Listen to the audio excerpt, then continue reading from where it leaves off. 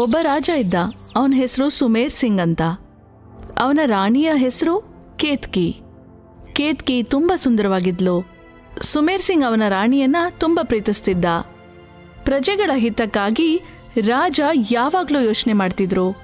ಅವನ ರಾಜ್ಯದ ಜನರು ಯಾವಾಗಲೂ ಸಂತೋಷವಾಗಿರಬೇಕು, ದುಃಖ ಇರಬಾರ್ದು. ಇದನ್ನೆಲ್ಲ ರಾಜ ಸುಮೇರ್ ಸಿಂಗ್ ಖಾತ್ರಿ ಮಾಡ್ಕೊಳ್ತಿದ್ರು. ಒಂದಿನ ರಾಜ ಅವರ ಪ್ರಜೆಗಳ ಸ್ಥಿತಿಯನ್ನ ತಿಳ್ಕೊಳ್ಳೋದಕ್ಕೋಸ್ಕರ ಅವರ ರಾಜ್ಯವನ್ನ ಸುತ್ತಾಡಬೇಕು ಅಂತ ನಿರ್ಧಾರ ಮಾಡ್ತಾರೆ. ಅವರು ಅವರ ರಾಣಿಗೆ ಹೇಳಿದ್ರು, ನಿಮಗಂತೂ ಗೊತ್ತೇ ಇದೆ ಮಹಾರಾಣಿ, ನಾವು ಕಾಲಕಾಲಕ್ಕೂ ಪ್ರಜೆಗಳ ಸ್ಥಿತಿಗತಿಯನ್ನು ತಿಳಿಯಲು ರಾಜ್ಯ ಪರ್ಯಟನೆ ಮಾಡುತ್ತೇವೆ. ಹೌದು ಮಹಾರಾಜರೇ, ಗೊತ್ತು. ನಿಮ್ಗೆ ಈ ಪ್ರಜೆಗಳ ಮೇಲಿರೋಂಥ ಪ್ರೀತಿ ಮತ್ತೆ ನೀವೇ ಸ್ವಯಂ ಹೋಗಿ ಅವರನ್ನ ನೋಡ್ಕೊಳ್ಳೋ ರೀತಿ ನನಗೆ ತುಂಬಾನೇ ಇಷ್ಟ ಆಗುತ್ತೆ, ಮತ್ತೆ ಹೆಮ್ಮೆ ಪಡ್ತೀನಿ. ನಾಳೆ ನಾವು ನಮ್ಮ ರಾಜ್ಯ ಪರ್ಯಟನೆ ಮಾಡಲು ನಿರ್ಧರಿಸಿದ್ದೇವೆ. ನಮ್ಮ ಜೊತೆ ನಿಮ್ಮನ್ನು ಕರೆದೊಯ್ಯಲು ನಿರ್ಧರಿಸಿದ್ದೇವೆ. ನಿಶ್ಚಯವಾಗಿ ನೀವು ಈ ಅನುಭವವನ್ನು ತುಂಬಾ ಇಷ್ಟಪಡುತ್ತೀರಾ. ಸರಿ ಮಹಾರಾಜರೇ, ಖಂಡಿತ ಬರ್ತೀನಿ. ನಮ್ಮ ಪ್ರಜೆಗಳನ್ನ ನೋಡಿ ನನಗೆ ಸಂತೋಷ ಆಗುತ್ತೆ. ಮಾರನೇ ದಿನ ಮಹಾರಾಜ ಮತ್ತೆ ಮಹಾರಾಣಿ ರಾಜ್ಯವನ್ನ ಸುತ್ತಾಡಕ್ಕೆ ಹೊರಟರು. ಅವರ ರಥ ಸಾಗ್ತಾ ಇತ್ತು. ಮತ್ತವರಿಬ್ರು ಎಲ್ಲವನ್ನ ನೋಡಿ ರಾಜ್ಯ ತುಂಬಾನೇ ಸುಭಿಕ್ಷವಾಗಿದೆ ಅಂತ ಅನ್ಕೊಂಡ್ರು. ಆಗ ದಾರಿಯಲ್ಲಿ ಅವ್ರಿಗೆ ಒಬ್ಬ ರೈತ ಸಿಗ್ತಾನೆ. ಅವನಿಗೆ ತುಂಬಾ ಸುಸ್ತಾಗಿರೋದ್ರಿಂದ ನಿಧಾನವಾಗಿ ನಡೀತಿರ್ತಾನೆ. ರಾಜ ಸುಮೇರ್ ಆ ರೈತನ ಬಳಿ ಅವನ ರಥವನ್ನ ನಿಲ್ಲಿಸ್ತಾನೆ. ಅವರು ರೈತನನ್ನ ಹತ್ತಿರದಿಂದ ನೋಡಿದ್ರು. ಮತ್ತೆ, ನಮ್ಮ ಶಾಸನದಲ್ಲಿ ನಿಮ್ಮ ಜೀವನ ಹೇಗೆ ನಡೆಯುತ್ತಿದೆ? ತುಂಬಾನೇ ಚೆನ್ನಾಗಿ ನಡೆಯುತ್ತಿದೆ ಮಹಾರಾಜ. ನಾನಂತೂ ಒಬ್ಬ ಚಿಕ್ಕ ರೈತ. ಧಾನ್ಯಗಳನ್ನು ಮಾರಿ ನನ್ನ ಜೀವನ ನಡೆಸುತ್ತಿದ್ದೇನೆ. ಪ್ರತಿದಿನ ಎಷ್ಟು ಸಂಪಾದಿಸುತ್ತೀಯಾ? ಎಷ್ಟು ಉಳಿಸುತ್ತೀಯಾ? ಮಹಾರಾಜ, ಪ್ರತಿದಿನ 4 ಆಣೆಯಷ್ಟು. ಅಷ್ಟರಲ್ಲೇ ನಿಮ್ ಜೀವನ ಸಾಗುತ್ತಾ? ಇದಂತೂ ತುಂಬಾ ಕಡಿಮೆ ಇದೆ. ಇಷ್ಟು ಕಮ್ಮಿ ಹಣದಲ್ಲಿ ಹೇಗೆ ಜೀವನ ಸಾಗಿಸುತ್ತೀಯಾ? ಒಂದು ನನಗಾಗಿ, ಮತ್ತೊಂದು ಸಾಲದವರಿಗಾಗಿ. ಒಂದನ್ನು ಹಿಂತಿರುಗಿಸುತ್ತೇನೆ, ಮತ್ತೊಂದು ಸಾಲಕ್ಕಾಗಿ ಇಡುತ್ತೇನೆ. ಇದು ಯಾವ ರೀತಿಯ ಒಗಟು ರೈತ? ನಮಗೆ ಇದು ತಿಳಿಯುತ್ತಿಲ್ಲ. ಸ್ವಲ್ಪ ಸರಿಯಾಗಿ ಹೇಳು.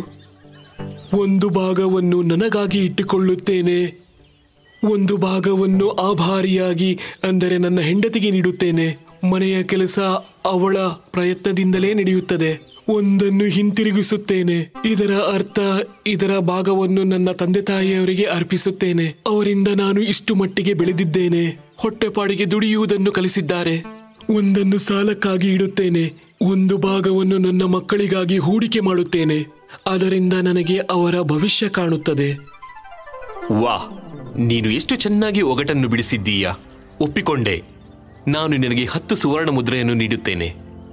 ಆದರೆ ನೀನು ಈ ಉತ್ತರವನ್ನು ಗೌಪ್ಯವಾಗಿ ಇಡಬೇಕು, ನನ್ನ ಮುಖವನ್ನು 100 ಬಾರಿ ನೋಡುವ ತನಕ. ಆಗಲಿ ಮಹಾರಾಜರೇ, ನೀವು ಹೇಳಿದ ಹಾಗೆಯೇ ಆಗಲಿ. ನಾನು ಹಾಗೆಯೇ ಮಾಡುತ್ತೇನೆ. ಈ ಒಗಟನ್ನು ಗೌಪ್ಯವಾಗಿ ಇಡುತ್ತೇನೆ. ರಾಜ ಮತ್ತೆ ರಾಣಿ ಸಂಜೆ ರಾಜ್ಯವನ್ನ ಸುತ್ತಾಡಿ ಮನೆಗೆ ಬರ್ತಾರೆ. ಆದ್ರೆ ರಾಜ ಸುಮೇರ್ ಸಿಂಗ್ ಆ ರೈತನ ಒಗಟಿನ ಬಗ್ಗೆನೇ ಯೋಚಿಸ್ತಾ ಇರ್ತಾರೆ. ನಾವು ನಮ್ಮನ್ನು ಸ್ವತಃ ಬುದ್ಧಿವಂತರೆಂದು ತಿಳಿದಿದ್ದೆವು, ಆದರೆ ಒಬ್ಬ ಸಾಧಾರಣ ರೈತನ ಒಗಟನ್ನು ಬಿಡಿಸಲು ಆಗಲಿಲ್ಲ. ಮಾರನೇ ದಿನ ಸುಮೇರ್ ಸಿಂಗ್ ಆ ಒಗಟನ್ನ ದರ್ಬಾರಿಗಳ ಮುಂದಿಟ್ರು. ಒಗಟನ್ನ ಕೇಳಿ ಎಲ್ಲ ದರ್ಬಾರಿಗಳು ಬೆಬ್ಬೆರಗಾಗ್ಬಿಟ್ರು. ಆಗ ಸುಮೇರ್ ಸಿಂಗ್ ಹೇಳ್ದ, ಇದೊಂದು ಸಾಧಾರಣ ರೈತ ಹೇಳಿದ ಒಗಟಾಗಿದೆ. ನೀವೆಲ್ಲ ರಾಜ ಆಸ್ಥಾನದವರು. ನಿಮ್ಮೆಲ್ಲರ ಬುದ್ಧಿವಂತಿಕೆ ಅವನಿಗಿಂತ ಹೆಚ್ಚಾಗಿರಬೇಕು. ಯಾರು ಉತ್ತರ ಕೊಡಕ್ಕಾಗ್ಲಿಲ್ಲ. ಆದ್ರೆ ಒಬ್ಬ ಮನುಷ್ಯ ಧೈರ್ಯ ಮಾಡ್ಕೊಂಡು ಹೇಳ್ತಾನೆ, ಮಹಾರಾಜರೇ, ನನಗೆ 24 ಗಂಟೆಗಳ ಸಮಯ ಸಿಕ್ಕಿದರೆ ನಾನು ನಿಮ್ಮ ಒಗಟಿನ ಉತ್ತರವನ್ನು ಹುಡುಕಿ ತರುತ್ತೇನೆ. ಆಗಲಿ, ನಾನು ನಿಮಗೆ ನಾಳೆಯವರೆಗೆ ಅವಧಿ ನೀಡುತ್ತೇನೆ. ನೀವು ನನಗೆ ಒಗಟಿನ ಸರಿಯಾದ ಉತ್ತರ ಕೊಟ್ಟರೆ ನಿಮಗೆ ಒಳ್ಳೆಯ ಪುರಸ್ಕಾರ ನೀಡುತ್ತೇವೆ. ಮಹಾರಾಜರು ಹೇಳುತ್ತಿದ್ದರು ಈ ಒಗಟು ಒಬ್ಬ ರೈತ ಹೇಳಿದನು ಎಂದು. ನನಗೆ ರಾಜ್ಯದ ರೈತರಲ್ಲಿ ಆ ರೈತನನ್ನು ಹುಡುಕಬೇಕು. ಒಂದು ವೇಳೆ ಅವನು ಸಿಕ್ಕಿಬಿಟ್ರೆ ನನ್ನ ಕೆಲಸ ಆದ ಹಾಗೆ. ಆ ಮನುಷ್ಯ ಆ ರೈತನನ್ನ ಹುಡುಕೊಂಡು ಹೊರಟೇ ಬಿಟ್ಟ. ಎಷ್ಟೇ ಹುಡುಕಿದ್ರೂ ಆ ಮನುಷ್ಯನಿಗೆ ಆ ರೈತ ಸಿಗ್ಲೇ ಇಲ್ಲ. ಒಗಟು ಕೇಳಿದ್ದವನು. ಸಂಜೆ ಆಗ್ತಾ ಆಗ್ತಾ ಆ ಮನುಷ್ಯನಿಗೆ ಒಬ್ಬ ರೈತ ಸಿಕ್ದ. ಅವನ ಹೊಲದಲ್ಲಿ ಕೆಲಸ ಮಾಡ್ತಿದ್ದ. ಆ ಮನುಷ್ಯ ತುಂಬಾ ಸಂತೋಷದಿಂದ ಆ ರೈತನ ಬಳಿ ಹೋಗ್ತಾನೆ. ಮತ್ತೆ ಅವನ್ನ ಕೇಳ್ತಾನೆ, ನೀನು ಅದೇ ರೈತನ ನಿನ್ನೆ ಮಹಾರಾಜ ಮಹಾರಾಣಿಯವರು ಪರ್ಯಟನೆಗೆ ಬಂದಾಗ ಸಿಕ್ಕಿದೆಯಲ್ಲ? ಹೌದು, ನಾನೇ ಅದು. ಆದರೆ ನೀವು ಯಾಕೆ ಹೀಗೆ ಕೇಳುತ್ತಿದ್ದೀರಿ? ನಾನು ಮಹಾರಾಜರ ಆಸ್ಥಾನದವನು. ನೀನು ಆದಷ್ಟು ಬೇಗ ನನಗೆ ಆ ಒಗಟಿನ ಉತ್ತರವನ್ನು ನೀಡು. ನೀನು ಮಹಾರಾಜರಿಗೆ ಹೇಳಿದ್ದನ್ನು. ನಾನು ನಿಮಗೆ ಒಗಟಿನ ಸರಿ ಉತ್ತರವನ್ನು ತಿಳಿಸಲಾರೆ. ನನಗೆ ಮಹಾರಾಜರ ಆದೇಶವಾಗಿದೆ. ನಾನು ಉತ್ತರ ಹೇಳಬಾರದೆಂದು ಮಹಾರಾಜರು ಷರತ್ತು ಹಾಕಿದ್ದಾರೆ. ಮೊದಲು ರೈತ ಆಗಲ್ಲ ಅಂದ. ಆನಂತರ ಆ ಮನುಷ್ಯ ರೈತನಿಗೆ 100 ಸ್ವರ್ಣ ಮುದ್ರೆಗಳನ್ನ ಕೊಟ್ಟ. ಆಗ ಆ ಮನುಷ್ಯನಿಗೆ ಅವನು ಉತ್ತರ ಕೊಟ್ಟ. ಮನುಷ್ಯ ಬಂದ. ಮಾರನೇ ದಿನ ಸುಮೇರ್ ಸಿಂಗ್ನ ದರ್ಬಾರಿನಲ್ಲಿ ಒಗಟಿನ ಸರಿಯಾದ ಉತ್ತರ ಹೇಳ್ಬಿಟ್ಟ. ರಾಜನ್ಗೆ ಅರ್ಥ ಆಯ್ತು ರೈತ ಅವರ ವಿಶ್ವಾಸ ಮುರಿದಿದ್ದ ಅಂತ. ರಾಜ ರೈತನನ್ನ ಕರೆಸ್ದ. ಮತ್ತೆ ನಂಬಿಕೆ ದ್ರೋಹ ಮಾಡಿದ್ದಕ್ಕೆ ಕಾರಣವನ್ನ ಹೇಳಿಸ್ದ. ಜ್ಞಾಪಿಸಿಕೋ ರೈತ, ನಾನು ನಿನ್ನ ಬಳಿ ಏನು ಹೇಳಿದ್ದೆ? ನನ್ನ ಮುಖವನ್ನು 100 ಬಾರಿ ನೋಡುವ ತನಕ ಈ ಉತ್ತರವನ್ನು ನೀನು ಯಾರಿಗೂ ಹೇಳಬಾರದೆಂದು. ನೆನಪಿದೆಯಾ ನಿನಗೆ? ಎಲ್ಲವೂ ಮರೆತು ಬಿಟ್ಟೆಯಾ? ಇಲ್ಲ ಇಲ್ಲ ಮಹಾರಾಜರೇ, ನಾನು ನಿಮಗೆ ಕೊಟ್ಟ ಭರವಸೆಯನ್ನು ಪೂರ್ತಿಯಾಗಿ ನಿಭಾಯಿಸಿದ್ದೇನೆ. ಸುಳ್ಳು ಹೇಳುತ್ತಿದ್ದೀಯಾ ನೀನು? ನನ್ನ ಮುಖವನ್ನು ನೀನು 100 ಬಾರಿ ಯಾವಾಗ ನೋಡಿದ್ದೆ? ಮಹಾರಾಜರೇ, ನಿಮ್ಮ ಆಸ್ಥಾನದವರು ನನಗೆ ಈ ಉತ್ತರವನ್ನು ಹೇಳಲು 100 ಸ್ವರ್ಣ ಮುದ್ರೆಯನ್ನು ನೀಡಿದ್ದರು. ಸ್ವರ್ಣ ಮುದ್ರೆಯಲ್ಲಿ ನಿಮ್ಮ ಅಂಕಿತವಾದ ಮುಖವನ್ನು 100 ಬಾರಿ ನೋಡಿಯೇ ಆಸ್ಥಾನದವರಿಗೆ ಸರಿ ಉತ್ತರ ನೀಡಿದ್ದೇನೆ. ರಾಜನ್ಗೆ ಆ ರೈತನ ಬುದ್ಧಿವಂತಿಕೆ ಮತ್ತೆ ಚತುರತೆಯನ್ನ ನೋಡಿ ಬಹಳ ಸಂತೋಷವಾಯಿತು. ಆ ರೈತನನ್ನ ಅವರು ಅವರ ವಿಶೇಷ ಸಮಿತಿಯಲ್ಲಿ ಸೇರಿಸ್ಕೊಂಡ್ಬಿಡ್ತಾರೆ. ಇದರಿಂದ ನಮ್ಗೇನ್ ತಿಳಿಯುತ್ತೆ ಅಂದ್ರೆ, ಮನುಷ್ಯ ಅವನ ಮೆದುಳನ್ನ ಸರಿಯಾದ ರೀತಿಯಲ್ಲಿ ಬಳಸ್ಬಿಟ್ರೆ ಅವನು ಏನನ್ನ ಬೇಕಾದ್ರೂ ಪಡಿಬಹುದು ಅಂತ. ರೈತನಿಗೆ ಎಂಥ ಅವಕಾಶ ಸಿಕ್ತು ಅಂತ ಹೇಳಿದ್ರೆ, ಅವರು ರಾಜನ ಮುಂದೆ ಮಾತನಾಡೋದು, ಆ ಲಾಭವನ್ನ ಸರಿಯಾಗಿ ಬಳಸ್ತಾ, ಮತ್ತೆ ಅವನು ಯೋಚನೆ ಮಾಡ್ದ ರಾಜನ ಮುಂದೆ ಎಂತ ಪ್ರಶ್ನೆ ಇಡಬೇಕು ಅಂದ್ರೆ, ಎಂತ ಒಗಟು ಇಡಬೇಕು ಅಂದ್ರೆ ಅದರ ಉತ್ತರ ಯಾರೂ ಬೇಗ ಕಂಡುಹಿಡಿಬಾರ್ದು ಅಂತ. ಯಾರು ಗೊತ್ತು, ಅದರಲ್ಲೂ ಚಮತ್ಕಾರ ಇರಬಹುದು. ಮತ್ತೆ ಅವರ ಜೀವನ ಬದಲಾಗಬಹುದು. ಎಲ್ಲಿ ಒಬ್ಬ ರೈತ, ಎಲ್ಲಿ ರಾಜ. ಆದ್ರೆ ಇವತ್ತು ಅವನು ಸೀದಾ ರಾಜಮಹಲಲ್ಲೇ ಇದ್ದ. ಅವನ ಜೀವನ ಬದಲಾಗ್ಬಿಟ್ಟಿತ್ತು. ಮತ್ತು ಅವನ ಪರಿವಾರದಲ್ಲಿ ಎಲ್ರೂ ಸಂತೋಷವಾದ ಜೀವನವನ್ನ ಅನುಭವಿಸ್ತಾ ಇದ್ರು. ಒಂದು ಸೊಕ್ಕಿನ ಮರ. ಒಂದಾನೊಂದು ಕಾಲದಲ್ಲಿ 2 ಮರಗಳು ಕಾಡಿನ ಮಧ್ಯದಲ್ಲಿದ್ವು. ಮೊದಲನೆಯದು ಕಿತ್ತಳೆ ಹಣ್ಣಿನ ಮರ, ಎರಡನೆಯದು ಮಾವಿನ ಹಣ್ಣಿನ ಮರ. ಮಾವಿನ ಹಣ್ಣಿನ ಮರ ಸಂತೋಷದಿಂದ ಸ್ನೇಹದಿಂದ ಇರ್ತಿತ್ತು. ಪಕ್ಷಿಗಳು ಅಲ್ಲಿ ಹಣ್ಣನ್ನ ತಿನ್ನಕ್ಕೆ ಹಾರ್ಕೊಂಡು ಬರ್ತಾ ಇದ್ವು. ಗುಬ್ಬಚ್ಚಿಗಳು ಅದರ ಕೊಂಬೆಗಳಲ್ಲಿ ಗೂಡು ಕಟ್ತಿದ್ವು. ಮೈನಾಗಳು ಹಾಡ್ತಾ ಇದ್ವು. ಮರ ಎಲ್ಲ ಹಾಡುವಂತ ಪಕ್ಷಿಗಳಿಗೆ ಸ್ವಾಗತವನ್ನ ಕೋರ್ತಾನೆ ಇತ್ತು. ಅದು ಅಮಾಯಕ ಮರ. ಅಲ್ಲಿ ದಾರಿ ಹೋಕರಿಗೆ ಅದು ನೆರಳು ಕೊಡ್ತಾ ಇತ್ತು. ಮತ್ತೆ ಗಾಳಿ ಬಂದ್ರೂ ಅದು ನೇರ ನಿಲ್ತಿತ್ತು. ಹೇಳ್ಬೇಕು ಅಂದ್ರೆ ಕಿತ್ತಳೆ ಹಣ್ಣಿನ ಮರಕ್ಕೆ ಧಾರಾಳತನ ಇರಲಿಲ್ಲ. ಅದು ಯಾವಾಗ್ಲೂ ಅದು ಹೇಗ್ ಕಾಣ್ತಿತ್ತು ಅನ್ನೋದ್ರ ಬಗ್ಗೆ ಯೋಚಿಸ್ತಿತ್ತು. ಅದಕ್ಕೆ ಬಹಳ ಸಂತೋಷ ಆಗ್ತಿತ್ತು, ಮಾವಿನ ಮರಕ್ಕಿಂತ ತುಂಬಾ ಎತ್ತರ ಮತ್ತೆ ಹಸರಾಗಿದ್ದೀನಿ ಅಂತ. ಅದು ಯಾವುದೇ ಪಕ್ಷಿನ ಅಲ್ಲಿಗೆ ಬಿಡ್ತಿರ್ಲಿಲ್ಲ. ಅದ್ರ ಕೆಳಗೆ ಯಾರೇ ಕೂತ್ಕೊಂಡ್ರೂ ಅವ್ರ ಮೇಲೆ ಎಲೆ ಮತ್ತೆ ಬೇರೇಸುಗಳನ್ನ ಎಸೆತಿತ್ತು. ನಿನಗೇನಕ್ಕೆ ಇಷ್ಟೊಂದು ಸಂತೋಷ? ಎಲ್ಲಾ ಮರಗಳಿಗೂ ತನ್ನದೇ ಆದ ನೆರಳಿರುತ್ತೆ. ಖಂಡಿತನಾ? ಹಾಗಾದ್ರೆ ಅವ್ರ್ಯಾಕೆ ನನ್ನ ನೆರಳಲ್ಲಿ ಕೂರ್ಬೇಕು? ಯಾಕೆ ಅಂತ ಅರ್ಥ ಆಯ್ತಾ? ಯಾಕಂದ್ರೆ ಎಲ್ಲಾ ಮರಗಳಿಗೂ ನನ್ನ ರೀತಿ ನೆರಳಿರೋದಿಲ್ಲ. ನಿನ್ ಜೊತೆ ಮಾತಾಡೋದಂತೂ ವ್ಯರ್ಥ. ಹಲೋ, ಹೋಗ ಆ ಕಡೆ, ಹೋಗ ಮಾವಿನ ಮರದ ಹತ್ರ. ನನ್ನ ಎಲೆಗಳ ರೀತಿನೆಲ್ಲ ಹಾಳು ಮಾಡ್ತಿದ್ಯಾ.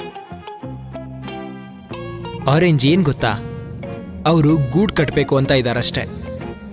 ಬೇರೆ ಪಕ್ಷಿಗಳನ್ನ ನಿನ್ನ ಹತ್ರ ಬಿಟ್ಕೋತೀಯಾ? ಅವು ಅದ್ಭುತ ಮತ್ತೆ ಚೆನ್ನಾಗಿ ಹಾಡ್ತವೆ. ಓ, ಇದೇನು ಬೋರ್ ಆಗೋ ಹಾಡುಗಳು. ಮತ್ತೆ ದಯವಿಟ್ಟು ನನ್ನ ಎಲೆಗಳ ಹತ್ರ ಯಾರೂ ಬರಬೇಡಿ. ಅವು ನನ್ನ ಕೊಂಬೆಗಳನ್ನ ಹಾಳು ಮಾಡಿದವೆ. ನಿನ್ ಮೇಲ್ ಬೇಕಾದ್ರೆ ಕೂರಿಸ್ಕೋ. ನೀನ್ ನಂಗಿಂತ ಕುಳ್ಳ, ನೀನೇನ್ ನನ್ ಹಾಗಿಲ್ಲ ಬಿಡು. ಒಂದ್ ನಿಮಿಷ ಇಲ್ಲಿ ಕೇಳು, ನೀನ್ ಹೇಳೋದು ಸರಿ ಇಲ್ಲ ಆರೆಂಜ್. ಪರವಾಗಿಲ್ಲ ಬಿಡು ವಿಂಡಿ, ನನಗೇನ್ ಬೇಜಾರಿಲ್ಲ. ಕುಳ್ಳುಕಿರೋರು ತುಂಬಾ ಜನ ಇರ್ತಾರೆ. ನಾನೇನೋ ಅದರಲ್ಲೇ ನಂಗೆ ಸಂತೋಷ ಇದೆ. ಕೆಲವು ದಿನ ಆದ್ರೂ ಮಾವಿನ ಮರ ಮತ್ತೆ ಕಿತ್ತಳೆ ಮರದಲ್ಲಿ ಯಾವುದೇ ಬದಲಾವಣೆ ಆಗ್ಲಿಲ್ಲ. ಆದ್ರೆ ಮಾವಿನ ಮರ ಇಡೀ ದಿನ ನಗ್ತಾ ಹಾಡ್ತಿತ್ತು. ಕಿತ್ತಳೆ ಮರ ಯಾರ ಹತ್ರನೂ ಮಾತಾಡ್ತಿರ್ಲಿಲ್ಲ. ಆ ಕಾಡಿಗೆ ಒಂದು ಗುಂಪು ಜೇನು ಹುಳುಗಳು ಬಂದ್ವು. ರಾಣಿ ಜೇನಿಗೆ ಕಿತ್ತಳೆ ಮರ ನೋಡಿ ತುಂಬಾನೇ ಖುಷಿಯಾಯಿತು. ಓ, ಈ ಮರ ಎಷ್ಟು ದೊಡ್ಡದಾಗಿದೆ. ಇಲ್ಲಿ ಮನೆ ಮಾಡಕ್ ಚೆನ್ನಾಗಿರತ್ತೆ. ಇಲ್ಲಿ ನಾವು ನಮ್ ಗೂಡ್ ಕಟ್ಕೋಬಹುದು. ನನ್ನ ಕ್ಷಮಿಸ್ಬಿಡಿ. ಯಾರು ಹೇಳಿದ್ದು ನೀವು ಮಾಡಕ್ಕಾಗುತ್ತೆ ಅಂತ? ನಿನ್ನ ಜೇನು ನನ್ನ ಕೊಂಬೆಗಳ ಮೇಲೆ ಬೀಳೋದು ಇಷ್ಟ ಇಲ್ಲ. ಆಮೇಲೆ ಇಡೀ ದಿನ ಗುಯ್ಗೂಡ್ತಿರ್ತೀಯ. ನನಗಿನ್ನು ಏನೇನೋ ಮಾಡಬೇಕಾಗಿದೆ. ನೀನೊಂದ್ ಮರ ಈ ಕಾಡ್ನಲ್ಲಿ ಒಂದೇ ಜಾಗದಲ್ಲಿ ನಿಂತ್ಕೊಂಡಿದ್ಯಾ. ನೀನಿನ್ನೂ ಏನೇನೋ ಮಾಡ್ಬೇಕು ಅಂತಿದ್ಯಲ್ಲ, ಅದ್ರ ಅರ್ಥ ಏನು? ಏನೇ ಆಗ್ಲಿ, ನನಗ ಗುಟ್ಟೋದೆಲ್ಲ ಇಷ್ಟ ಆಗಲ್ಲ. ಆರೆಂಜ್, ಜೇನ್ನೊಣ ಎಲ್ಲ ಮುಖ್ಯ. ಜೇನ್ನೊಣಗಳು ಪ್ರಕೃತಿಲಿ ಮುಖ್ಯ ಪಾತ್ರ ವಹಿಸ್ತವೆ. ಆ ಜೇನ್ನೊಣಗಳು ಗೂಡು ಕಟ್ಟೋದಕ್ಕೆ ಮರಗಳೆಲ್ಲ ಬೇಕೇ ಬೇಕಲ್ವಾ? ಪ್ರಕೃತಿಗೆ ನಾವು ಒಬ್ರಿಗೊಬ್ರು ಆಧಾರವಾಗಿರೋದು ತುಂಬಾ ಮುಖ್ಯ.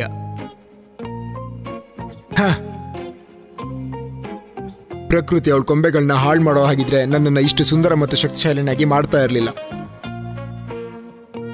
ನಾನೊಂದು ಅದ್ಭುತ ಪ್ರಕೃತಿ ವಿಸ್ಮಯ. ಹಾಗಾಗಿ ಈ ಪ್ರಕೃತಿಗೋಸ್ಕರ ನಾನು ಯಾವಾಗಲೂ ಸಂತೋಷವಾಗಿರ್ತೀನಿ. ನನಗೆ ಯಾಕೆ ಉಪದೇಶ ಕೊಡ್ತೀಯಾ? ಪ್ರಕೃತಿ ಮೇಲೆ ಅಷ್ಟು ಕಾಳಜಿ ಇದ್ರೆ ನೀನೇ ಮಾಡು. ಈ ಜೇನ್ನೊಣಗಳು ನಿನ್ಮೇಲೆ ಕೂರೋದಕ್ಕೆ ಜಾಗ ಕೊಡು. ಈಗ ನಂಗೆ ಬೇರೆ ಕೆಲಸ ಇದೆ. ಕಿತ್ತಳೆ ಮರ ಹೇಳಿದ ಮಾತು ಮಾವಿನ ಮರದ ಒಳಗೆ ಹೊಕ್ತು. ಆದ್ರೆ ಅದು ಏನೂ ಮಾತಾಡ್ಲೇ ಇಲ್ಲ. ಅದು ಎಲ್ಲ ಜೇನು ಹುಳುಗಳನ್ನ ಕರೆದು ಅದರ ಕೊಂಬೆಗಳಲ್ಲಿ ಗೂಡು ಕಟ್ಟಕ್ಕೆ ಅಂತ ಹೇಳ್ಬಿಡತ್ತೆ. ಓ ಮಾವು, ನೀನೆಷ್ಟು ಒಳ್ಳೆಯವನು. ನಾವು ನಮ್ ಗೂಡ್ನ ಇಲ್ಲಿ ಕಟ್ತೀವಿ. ನಿನ್ನ ಸುಗಂಧ ಎಷ್ಟು ಚೆನ್ನಾಗಿದೆ. ಓ, ಧನ್ಯವಾದ ಮಹಾರಾಣಿ, ನಾನು ಧನ್ಯ. ಜೇನು ಹುಳುಗಳು ಅದರ ಗೂಡನ್ನ ಮಾವಿನ ಮರದಲ್ಲಿ ಕಟ್ಟಿ ಸಂತೋಷವಾಗಿ ಬಾಳ್ತಾ ಇದ್ವು. ಜೇನು ಹುಳುಗಳು ಗುಯ್ಗುಟ್ಟೋದು ಮತ್ತೆ ಅದರ ಜೇನು ಮಾವಿನ ಮರಕ್ಕೆ ತೊಂದರೆ ಮಾಡ್ಲಿಲ್ಲ. ಆದ್ರೆ ಕಿತ್ಲೆ ಮರ ಇನ್ನೊಂದ್ ಕಡೆ ಎಲ್ಲರ ಮೇಲೆ ಬೈಕೊಂಡು ಕಿರ್ಚ್ತಿತ್ತು. ಹೇಯ್, ನಿನ್ನ ಈ ಸಣ್ಣ ಮಾತು ನನ್ನ ಕಾಡ್ತಾ ಇದೆ. ನಮ್ಮ ಮೇಲೆ ಕೂತು ನೀವಂತೂ ಯಾವಾಗ್ಲೂ ಕೂಗ್ತಿರ್ತೀರ. ನೀವು ಯಾವಾಗ್ಲೂ ಹಾಡ್ತಾನೆ ಇರ್ಬೇಕಾ? ಸ್ವಲ್ಪ ಹೊತ್ತಾದ್ಮೇಲೆ ಅದು ಕಿರಿಕಿರಿ ಆಗುತ್ತೆ. 2 ಮರ ಕಡಿಯೋರು ಕಾಡಿಗೆ ಕೆಲವು ವಾರದ ನಂತರ ಬಂದ್ರು. ಅವರು ಮನೆ ಕಟ್ಟೋದಕ್ಕೆ ಮರ ಬೇಕಾಗಿರತ್ತೆ. ಅವರು ಮಾವಿನ ಮರದ ಹತ್ರ ಬಂದು ಅದನ್ನ ಕತ್ತರಿಸಕ್ಕೆ ನೋಡಿದ್ರು. ಇದು ಅವರ ಕೆಲ್ಸಕ್ಕೆ ತುಂಬಾ ಅನುಕೂಲ ಅಂತ ಅನ್ಸ್ತು. ಆದ್ರೆ ಅಲ್ಲಿದ್ದ ಒಬ್ರು ಏನನ್ನೋ ನೋಡಿದ್ರು. ನಿಲ್ಲೋ, ನಿಜವಾಗ್ಲೂ ಅದೇನದು? ಅದು ಜೇನ್ನೊಣದ ಗೂಡು. ನಾವೀ ಮರನ್ ಕಡಿದ್ರೆ ಜೇನ್ನೊಣ ನಮ್ಮ ಮೇಲೆ ಅಟ್ಯಾಕ್ ಮಾಡ್ತವೆ. ಓ ಹೌದು, ನಾವು ಬೇರೆ ಮರ ನೋಡೋಣ. ಮರ ಕಡಿಯೋರು ಕಿತ್ಲೆ ಮರನ ಕಡಿಯಕ್ಕೆ ಅಂತ ಹೋದ್ರು. ಅವರು ಮರದ ಎತ್ತರನ ಹೊಗಳಿದ್ರು. ತೊಗೊಟೆಯ ಕೆಳಗಿಂದ ಶುರು ಮಾಡೋಣ. ಆ ಕಾರಣದಿಂದ ಮರ ಕಡಿಯೋನು ಕಿತ್ಲೆ ಮರನ ಕತ್ತರಿಸಕ್ಕೆ ಅಂತ ಹೋಗ್ತಾರೆ. ಕಿತ್ಲೆ ಮರ ಅಳಕ್ಕೆ ಶುರು ಮಾಡ್ತು. ಕಾಡನ್ನ ಬಿಟ್ಟು ಹೋಗಕ್ಕೆ ಅದಕ್ಕೆ ಭಯ ಇತ್ತು. ಅದು ಪಕ್ಷಿಗಳನ್ನ ಬಿಟ್ಟು ಹೋಗಕ್ಕೆ ಭಯ ಪಡ್ತಿತ್ತು. ಓ, ಅದು ಭಯಂಕರವಾಗಿದೆ. ನನಗೆ ಏನ್ ಯೋಚನೆ ಇಟ್ಕೊಂಡು ಬಂದಿದ್ದಾರೋ. ಮಾವಿನ ಮರ ಎಲ್ಲವನ್ನ ನೋಡ್ತಾ ಇತ್ತು. ಅದು ಜೇನು ಹುಳುಗಳನ್ನ ಒಗ್ಗೂಡಿಸ್ತು. ಜೇನ್ನೊಣಗಡೆ ಅಲ್ಲೇನೋ ನಡೀತಿದೆ ನೋಡಿ. ಅರೆ ಮಾವಿನ ಮರ, ಏನಾಯ್ತು? ಆರೆಂಜ್ ಕಷ್ಟದಲ್ಲಿದ್ದಾನೆ. ನಾವು ಅವನಿಗೆ ಸಹಾಯ ಮಾಡಬೇಕು. ದಯವಿಟ್ಟು ಅವನ್ಗೆ ಅವನ್ ಬಗ್ಗೆ ಯೋಚನೆ ಇದೆ. ಅವನು ಯಾವಾಗ್ಲೂ ಕಾಡಿನ ಬಗ್ಗೆ ಅಸಡ್ಡೆ ತೋರಿಸ್ತಾನೆ. ಅವನಿಗೆ ನಾವ್ ಯಾಕೆ ಸಹಾಯ ಮಾಡ್ಬೇಕು? ನಿನಗೆ ಯಾವ್ದಕ್ ಸಹಾಯ ಮಾಡಕ್ ಹೇಳಿದ್ನೋ ಅದೇ ಕಾರಣಕ್ಕೆ. ಆದ್ರೆ ಅವನು ರಾಣಿಗೆ ಸಹಾಯ ಮಾಡ್ಲಿಲ್ಲ. ಮ್ಯಾಂಗೋ, ನಾನಿದ್ರಲ್ಲಿ ಜೇನ್ನೊಣದ ಪರ. ಆರೆಂಜ್ ಇಲ್ಲಿರೋವರೆಗೂ ತುಂಬಾ ಸ್ವಾರ್ಥಿನೇ ಆಗಿದ್ದ. ಅವನು ಜೇನ್ನೊಣಗಳಿಗೆ ಗೂಡು ಕಟ್ಟೋಗ್ಬಿಟ್ಟಿದ್ರೆ ಆ ಮರ ಕಡೆಯವರು ಅವನ್ನ ಬಿಟ್ಟು ಹೋಗ್ತಾ ಇದ್ರು. ಅವನಿಗೆ ಏನಾಗ್ಬೇಕಾಗಿತ್ತೋ ಅದೇ ಆಗ್ತಾ ಇದೆ ಇವಾಗ. ಇಲ್ಲ ವಿಂಡಿ, ಆರೆಂಜ್ ನಮ್ ಜೊತೆ ಚೆನ್ನಾಗಿ ನಡ್ಕೊಳ್ದೇ ಇರಬಹುದು. ಅವರು ನಮ್ ಜೊತೆ ಕೆಟ್ಟದಾಗಿ ನಡ್ಕೊಂಡ್ರು ಅಂತ ನಾವು ಹಾಗೆ ನಡ್ಕೋಬಾರ್ದು. ಈ ಕಾಡು ನಾವೆಲ್ಲರೂ ಇರುವಂಥ ಜಾಗ. ನಮ್ಮ ಅವಶ್ಯಕತೆ ಆರೆಂಜ್ಗೆ ಇದ್ದಾಗ ನಾವು ಅವನನ್ನ ಬಿಟ್ಕೊಡ್ಬಾರ್ದು. ಮಾವು ಸರಿ ಇದೆ. ನಾವು ಕಿತ್ಲೆಗೆ ಸಹಾಯ ಮಾಡಬೇಕು. ಬನ್ನಿ ಹುಳುಗಳೇ, ಹೊರಗೆ ಬನ್ನಿ. ಕಿತ್ಲೆಗೆ ನಮ್ ಸಹಾಯ ಬೇಕು. ಎಲ್ಲ ಜೇನು ಹುಳುಗಳು ಮರ ಕಡಿಯೋರ ಹತ್ರ ಹೋಗ್ಬಿಡತ್ತೆ. ಅವು ಅವರ ಕಿವಿ ಮತ್ತೆ ಕಣ್ಣುಗಳ ಮುಂದೆ ಗುಯ್ಗುಡುತ್ತಿರ್ತವೆ. ನಾವೀಗ ಇಲ್ಲಿಂದ ಹೋಗ್ಬೇಕು. ಈ ಜೇನುನೊಣಗಳು ನಮ್ಗೆ ಕಚ್ತವೆ, ನಮ್ಮನ್ನ ಸಾಯಿಸ್ಬಿಡ್ತವೆ. ನಾವಿಲ್ಲಿಂದ ಹೊರಗೋಗ್ಬೇಕು.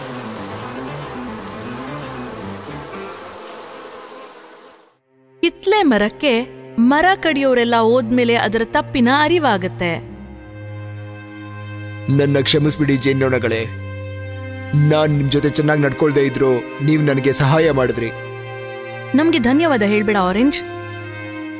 ಮಾವಿಗೆ ಧನ್ಯವಾದ ಹೇಳು. ನೀನು ಅವನಿಗೆ ಯಾವಾಗ್ಲೂ ಮರ್ಯಾದೆನೇ ಕೊಟ್ಟಿಲ್ಲ. ಈಗ ಹೋಗಿ ಮಾತಾಡು.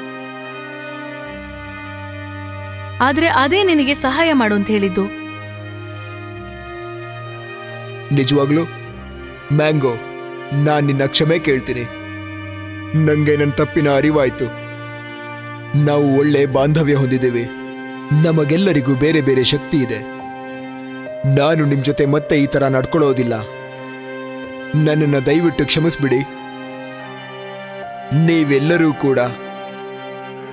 ಆರೆಂಜ್ ಮರಕ್ಕೆ ತನ್ನ ತಪ್ಪಿನ ಅರಿವಾಯಿತು. ಅಂದಿನಿಂದ ವಿಂಡಿಗೆ ಅಥವಾ ಪಕ್ಷಿಗಳಿಗೆ ಬೈಲಿಲ್ಲ. ಮಾವಿನ ಮರದ ಜೊತೆ ಅದು ಹಾಡ್ತಿತ್ತು ಮತ್ತೆ ಗುಬ್ಬಚ್ಚಿಗಳಿಗೆ ಅದ್ರ ಮೇಲೆ ಗೂಡು ಕಟ್ಟಕ್ ಬಿಡ್ತಿತ್ತು. ಮಾವಿನ ಮರ ಮತ್ತೆ ಆರೆಂಜ್ ಮರ ಯಾವಾಗ್ಲೂ ಸ್ನೇಹಿತರಾದ್ರು. ಮುಕ್ತಾಯ. ಆಸೆ ಬುರುಕ ರಾಕ್ಷಸ.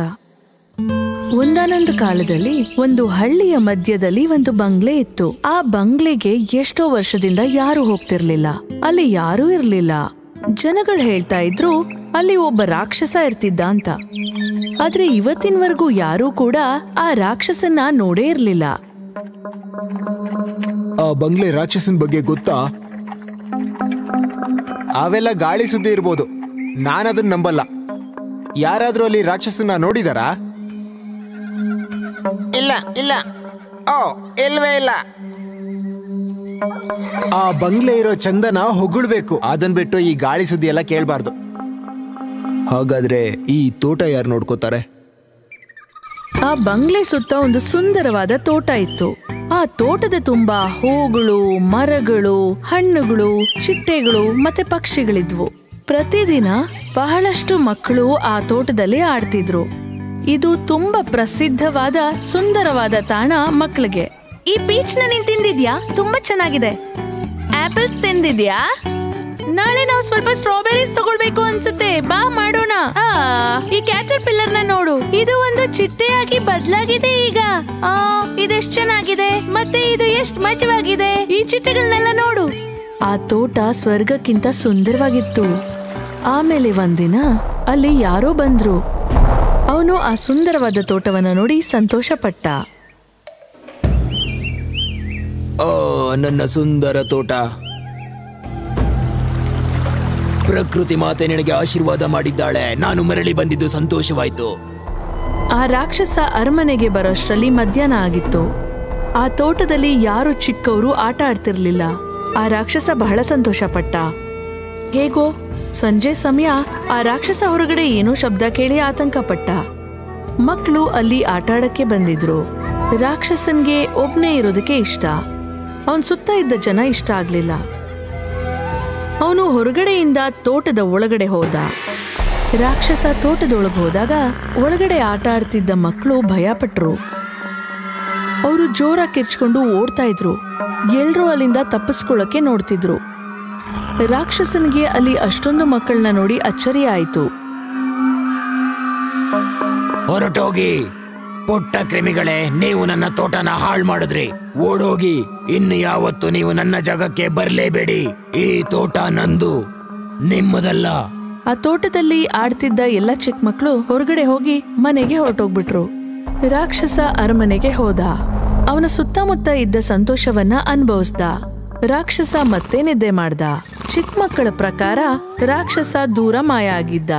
ಮತ್ತೆ ಅವರು ತೋಟವನ್ನೆಲ್ಲ ಸುತ್ತಾಡ್ತಾ ಇದ್ರು. ರಾಕ್ಷಸ ಮತ್ತೆ ಎದ್ದ.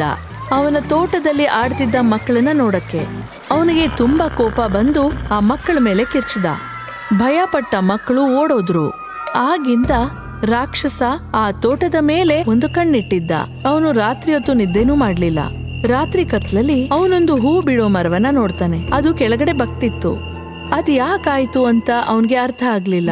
ಮಾರನೆಯ ದಿನ ಆ ರಾಕ್ಷಸ ಮತ್ತೆ ಕೆಲವು ಮಕ್ಕಳು ಆ ತೋಟದಲ್ಲಿ ಆಡೋದನ್ನ ನೋಡ್ತಾನೆ. ಅವನು ಕುತೂಹಲದಿಂದ ತೋಟಕ್ಕೆ ಹೋಗ್ತಾನೆ. ಮಕ್ಕಳು ಭಯ ಪಟ್ಕೊಂಡಿದ್ರು. ಅವರೆಲ್ಲರೂ ಆ ರಾಕ್ಷಸನ ಆತಂಕದ ಮುಖ ನೋಡಿದಾಗ ಆ ರಾಕ್ಷಸ ಅರಮನೆಯ ಗೋಡೆಯನ್ನ ಎತ್ತರಗೊಳಿಸ್ಬೇಕು ಅಂತ ಯೋಚಿಸ್ದ.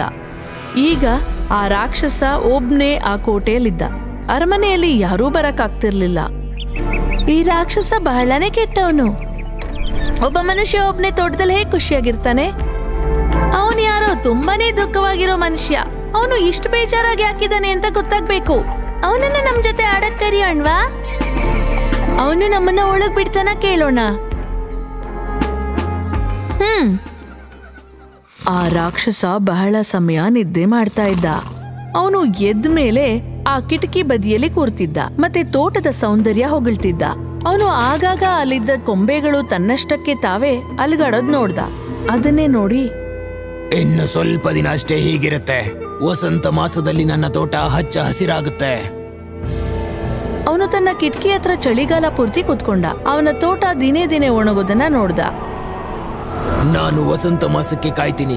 ಅದು ನನ್ನ ತೋಟನ ಹಸನು ಮಾಡುತ್ತೆ ಮತ್ತು ಮುಂಚೆಗಿಂತ ಸುಂದರವಾಗಿಸುತ್ತೆ. ವಸಂತ ಕಾಲ ಬಂದು ಹೋಯ್ತು. ಆದರೆ ತೋಟ ಹಾಗೆ ಒಣಗಿತ್ತು. ಅಲ್ಲಿ ಒಂದೇ ಒಂದು ಹರಳಿರೋ ಹೂವು ಅಥವಾ ಹಣ್ಣಿರ್ಲಿಲ್ಲ. ಅಲ್ಲಿ ಪಕ್ಷಿ ಅಥವಾ ಚಿಟ್ಟೆಗಳಿರ್ಲಿಲ್ಲ. ರಾಕ್ಷಸ ತುಂಬಾನೇ ಬೇಜಾರಾಗಿದ್ದ. ನನ್ನ ತೋಟದಲ್ಲಿ ಯಾಕೆ ಹೂಗಳೇ ಇಲ್ಲ? ಯಾಕೆ ಪ್ರಕೃತಿ ಮಾತೆ ನನ್ನ ತೋಟದಿಂದ ದೂರ ಸರಿದಿದ್ದಾಳೆ? ಪ್ರಕೃತಿ ಮಾತೆಗೆ ನನ್ನ ಮೇಲೆ ಕೋಪನ? ಆದ್ರೆ ಅವಳು ಯಾಕೆ ಕೋಪ ಮಾಡ್ಕೋಬೇಕು? ಓ, ಖಂಡಿತ ಈ ಋತು ಆದಷ್ಟು ಬೇಗ ಸರಿ ಹೋಗುತ್ತೆ. ವಸಂತ ಮಾಸ ಬರುತ್ತೆ. ಮತ್ತೆ ನನ್ನ ಹೂಗಳು ಅರಳುತ್ತವೆ, ಮರಗಳು ಹಣ್ಣನ್ನು ಕೊಡುತ್ತವೆ. ಇಲ್ಲಿ ತುಂಬಾ ಚಳಿ ಇದೆ. ರಾಕ್ಷಸನ್ಗೆ ಅದು ಅರ್ಥ ಆಗ್ಲಿಲ್ಲ. ಅವನ ಹೃದಯ ತಣ್ಣಗಾಗಿತ್ತು. ಸಮಯ ಕಳೆದ ಹಾಗೆ ಅಲ್ಲಿದ್ದವರೆಲ್ಲ 3 ವಸಂತಗಳು ಬಂದ್ ಹೋಗೋದನ್ನ ನೋಡಿದ್ರು. ಸುಂದರವಾದ ಹೂಗಳು ಬೆಟ್ಟದ ಬಳಿ ಅರಳಿದ್ವು. ಮರಗಳ ತುಂಬಾ ಹಣ್ಣುಗಳಿದ್ವು.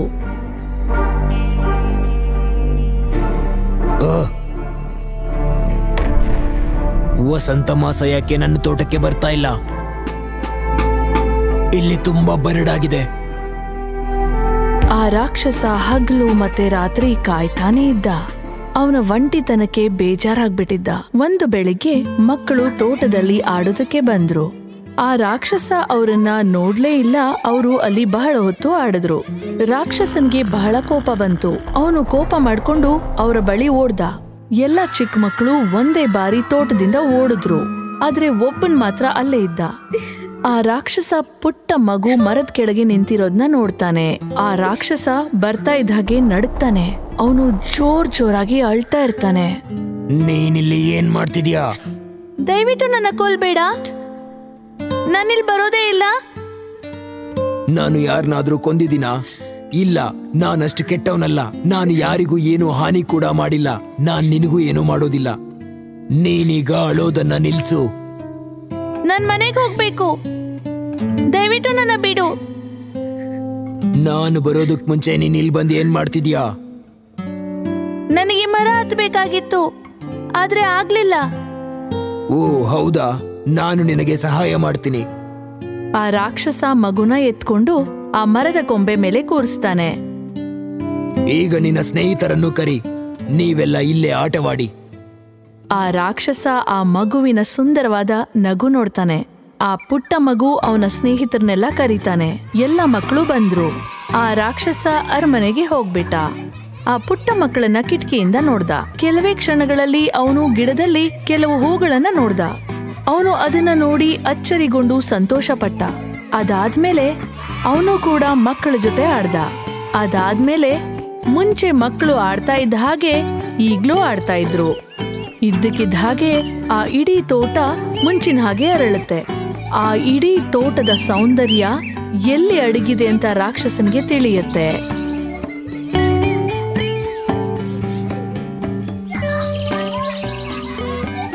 ಮುಕ್ತಾಯ. ಕೋಗಿಲೆಯ ಹಾಡು. ಯುರೋಪಿನ ರಾಜರು ಆಳುವ ಕಾಲದಲ್ಲಿ ಈ ಕತೆ ನಡೆದಿತ್ತು. ಈ ರಾಜ್ಯದಲ್ಲಿ ಸುಂದರವಾದ ಅರಮನೆ ಇತ್ತು. ಆ ಅರಮನೆಯಲ್ಲಿ ಸುಂದರವಾದ ಒಂದು ಜಾಗ ಅಂದ್ರೆ ಅಲ್ಲಿದ್ದ ಅದ್ಭುತ ತೋಟ. ಅಲ್ಲಿ ಬಗೆ ಬಗೆಯ ಹೂಗಳು ತುಂಬಿದ್ವು. ಅಲ್ಲಿದ್ದ ಕೆಲವು ಹೂಗಳು ಆ ತೋಟದಲ್ಲಿ ಮಾತ್ರನೇ ಇದ್ವು. ಮತ್ತೆ ಆ ಗ್ರಹದಲ್ಲಿ ಎಲ್ಲೂ ಇರ್ಲಿಲ್ಲ. ತೋಟಗಾರ ತೋಟದಲ್ಲಿ ಪುಟ್ಟ ಗಂಟೆ ಹಾಕಿದ್ದ. ತೋಟ ಎಷ್ಟು ದೊಡ್ಡದು ಅಂದ್ರೆ ಅಲ್ಲಿ ಎಲ್ಲಾ ಕಡೆ ನೋಡಿದ್ರೆ ಅದು ಕಾಡಿನ ಕಡೆಗೆ ಹೋಗ್ತಿತ್ತು. ಕಾಡಿನ ಕಡೆ ಒಂದು ನದಿ ಇತ್ತು. ಅದರ ಪಕ್ಕ ಒಂದು ಮರ ಇತ್ತು. ಅದು ಕೋಗಿಲೆಗೆ ಮನೆಯಾಗಿತ್ತು. ಆ ಕೋಗಿಲೆ ಎಷ್ಟು ಚೆನ್ನಾಗಿ ಹಾಡ್ತಿತ್ತಂದ್ರೆ ಅದನ್ನ ಕೇಳ್ದವ್ರೆಲ್ರೂ ತುಂಬಾ ಆನಂದ ಪಡ್ತಿದ್ರು. ಜನ ದೂರದಿಂದ ಈ ರಾಜ್ಯವನ್ನ ನೋಡಲು ಬರ್ತಾ ಇದ್ರು. ಯಾಕೆ ಅಂದ್ರೆ ಅದು ಅಷ್ಟು ಪ್ರಸಿದ್ಧ. ಬರಹಗಾರರು ರಾಜ್ಯದ ಬಗ್ಗೆ ಬಹಳ ಬರೆದಿದ್ರು. ಮತ್ತೆ ಬಹಳಷ್ಟು ಜನ ಕೋಗಿಲೆ ಮತ್ತೆ ಅದರ ಹಾಡಿನ ಬಗ್ಗೆ ಕೂಡ ಬರೆದಿದ್ರು. ಆ ರೀತಿ ಒಂದು ಪುಸ್ತಕನ ರಾಜ ಸ್ವತಃ ಒಂದಿನ ಓದ್ದ. ಆ ಕೋಗಿಲೆ ಬಗ್ಗೆ ಓದ್ದಾಗ ಊಹಾಲೋಕಕ್ಕೆ ಹೋದ. ಯಾವ ರಾಜ್ಯದ ಪಕ್ಷಿ ಇದು? ಇದಕ್ಕೆ ಮುಂಚೆ ಇದನ್ನ ಕೇಳೇ ಇಲ್ವಲ್ಲ ನಾನು. ಅವನು ಮಂತ್ರಿನ ಕರೆಸ್ತಾನೆ. ನಾನು ಕೇಳ್ತಾ ಇರೋದು ಏನು ಮಂತ್ರಿಗಳೇ? ನಮ್ಮ ದೇಶದಲ್ಲಿ ಕೋಗಿಲೆ ಅನ್ನೋ ಪಕ್ಷಿ ಇದೆಯಂತೆ. ಇಡೀ ರೋಮ್ ದೇಶದಲ್ಲೇ ಅತ್ಯಂತ ಮಧುರವಾಗಿ ಹಾಡುವಂತಹ ಪಕ್ಷಿ ಅದಾಗಿದೆಯಂತೆ. ನಾವಿದನ್ನ ಹೇಗೆ ಮೊದಲೇ ಕೇಳಲಿಲ್ಲ? ನಾನು ಈ ಪಕ್ಷಿ ಬಗ್ಗೆ ಕೇಳೇ ಇಲ್ಲ ಮಹಾರಾಜರೇ. ಸೈನಿಕರೇ, ಹೋಗಿ ಅದನ್ನು ಹುಡುಕಿ ಇಂದು ಸಂಜೆ ಆ ಪಕ್ಷಿ ನನ್ನ ಮುಂದೆ ಹಾಡಬೇಕು. ಮಹಾರಾಜರೇ, ನಮ್ಮ ಬರಹಗಾರರು ಅವರ ಆಲೋಚನೆಯಂತೆ ಒಂದು ಪಕ್ಷಿಯನ್ನು ಚಿತ್ರಿಸಿದ್ದಾರೆ. ಹೇಳಬೇಕು ಅಂದ್ರೆ ಅಂತಹ ಪಕ್ಷಿ ಯಾವುದೂ ಇಲ್ಲ. ಇಲ್ಲ, ಈ ಪುಸ್ತಕ ನನಗೆ ಭಾರತದ ರಾಜ ಕಳಿಸಿದ್ದು. ಈ ಬರಹದಲ್ಲಿರೋದೆಲ್ಲ ಸತ್ಯ. ನಾನು ಕೋಗಿಲೆ ಹಾಡೋದನ್ನ ಕೇಳಬೇಕು. ಈ ಸಂಜೆ ಒಳಗೆ ಅದನ್ನ ಕರೆತರಲಿಲ್ಲ ಅಂದ್ರೆ ಇಡೀ ರಾಜ್ಯ ಶಿಕ್ಷೆಗೆ ಗುರಿಯಾಗುತ್ತೆ. ನೀವು ಹೇಳಿದ ಹಾಗೆ ಮಹಾರಾಜರೇ.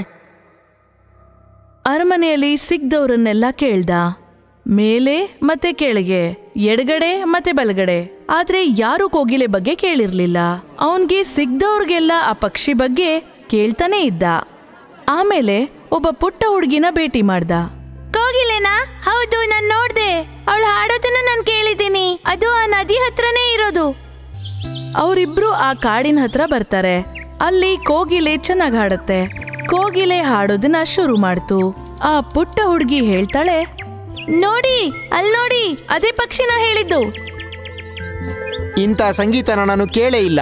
ಮಹಾರಾಜರು ಇದನ್ನ ಕೇಳಿದ್ರೆ ತುಂಬಾ ಖುಷಿ ಪಡ್ತಾರೆ. ಅರಮನೆಗೆ ಬಾ ನನ್ನ ಮುದ್ದು ಕೋಗಿಲೆ. ರಾಜರು ನಿನ್ನ ಹಾಡನ್ನು ಕೇಳ್ಬೇಕಂತೆ. ರಾಜರ ಅಪ್ಪಣೆ ನನಗೊಂದು ಗೌರವ. ನಾನು ಖಂಡಿತ ಬರ್ತೀನಿ. ಅವರು ಆ ಕೋಗಿಲೆನ ಎತ್ಕೊಂಡು ಅರಮನೆ ಕಡೆಗೆ ಹೋಗ್ತಾರೆ. ಅರಮನೆ ತುಂಬಾ ಚೆನ್ನಾಗಿ ಅಲಂಕಾರ ಮಾಡಿದ್ರು. ಅಷ್ಟೇ ಅಲ್ಲ, ಅದ್ಧೂರಿಯಾಗಿತ್ತು. ಆ ರಾಜ್ಯಸಭೆಯಲ್ಲಿ ಎಲ್ರೂ ಕೂಡ ಕೂತಿದ್ರು. ಅಲ್ಲಿ ಒಂದು ಚಿನ್ನದ ಸ್ಟ್ಯಾಂಡ್ ಅನ್ನ ಕೋಗಿಲೆಗೋಸ್ಕರ ಇಟ್ಟಿದ್ರು. ಕೋಗಿಲೆ ಅದ್ರ ಮೇಲೆ ಕೂತು ಹಾಡಕ್ ಶುರು ಮಾಡ್ತು. ಅದರ ಗಾನ ಅಷ್ಟು ಮಧುರವಾಗಿತ್ತು. ಅದು ರಾಜನ ಕಣ್ಣಲ್ಲಿ ಕಣ್ಣೀರ್ ತಂತು. ನನ್ನ ಚಿನ್ನದ ಉಂಗುರ ಕೋಗಿಲೆಯ ಕುತ್ತಿಗೆಯಲ್ಲಿರಬೇಕು. ಇಲ್ಲ ಮಹಾರಾಜ್ರೇ, ನನಗೆ ಯಾವ ಮನವಿನೂ ಬೇಡ. ನೀವ್ ನನ್ನ ಹಾಡನ್ನ ಇಷ್ಟಪಟ್ಟಿದ್ದೆ ನನ್ ಖುಷಿ. ರಾಜರು ಕೋಗಿಲೆ ಅರಮನೆಯಲ್ಲೇ ಇರ್ಬೇಕು ಅಂತ ಹೇಳಿದ್ರು. ಒಂದು ಸುಂದರವಾದ ಬಂಗಾರದ ಪಂಜರ ಇಟ್ಟಿದ್ರು. ಅದು ಹಗಲಲ್ಲಿ 2 ಬಾರಿ ಹಾರಬಹುದಿತ್ತು, ರಾತ್ರಿ ಒಂದ್ಸಲ 12 ಸೈನಿಕರು ಅದರ ಜೊತೆ ಇದ್ರು ಮತ್ತೆ ಅದರ ಕಾಲಿಗೆ ಒಂದು ರಿಬ್ಬನ್ ಕಟ್ಟಿದ್ರು. ಕೋಗಿಲೆಗೆ ಈ ರೀತಿ ಹಾರಾಡೋದು ಇಷ್ಟ ಇರಲಿಲ್ಲ. ಈ ರೀತಿ ವಾರಗಳು ಕಳೆದ್ವು. ಯಾರೋ ರಾಜನಿಗೆ ಒಂದು ಪೆಟ್ಟಿಗೆ ಕಳಿಸಿದ್ರು. ಅದ್ರ ಮೇಲೆ ಕೋಗಿಲೆ ಅಂತ ಬರೆದಿದ್ರು. ಖಂಡಿತ ಈ ಕೋಗಿಲೆಯ ಬಗ್ಗೆ ಒಂದು ಹೊಸ ಪುಸ್ತಕ ಬರೆದಾಗಿದೆ. ಆದ್ರೆ ಅದರಲ್ಲಿ ಯಾವುದೇ ಪುಸ್ತಕ ಇರಲಿಲ್ಲ. ಅದರೊಳಗಡೆ ವಜ್ರವೈಡೂರ್ಯದಿಂದ ಮಾಡಿದ ಒಂದು ಕೋಗಿಲೆ ಇತ್ತು. ಅದರ ಬಾಲದ ಮೇಲೆ ಕೈ ಇಟ್ಟಾಗ ಅದು ಒಂದು ನಿಜವಾದ ಕೋಗಿಲೆ ರೀತಿನೇ ಹಾಡ್ತು. ಸೊಗಸಾಗಿದೆ. ಇಬ್ಬರನ್ನು ಒಟ್ಟಿಗೆ ಹಾಡ್ಸೋಣ್ವಾ? 2 ಕೋಗಿಲೆಗಳನ್ನ ಒಟ್ಟಿಗೆ ಹಾಡಿಸಿದ್ರು. ಅವು ಒಟ್ಟಿಗೆ ಹಾಡಿದಾಗ ಕರ್ಕಶವಾಗಿದ್ವು.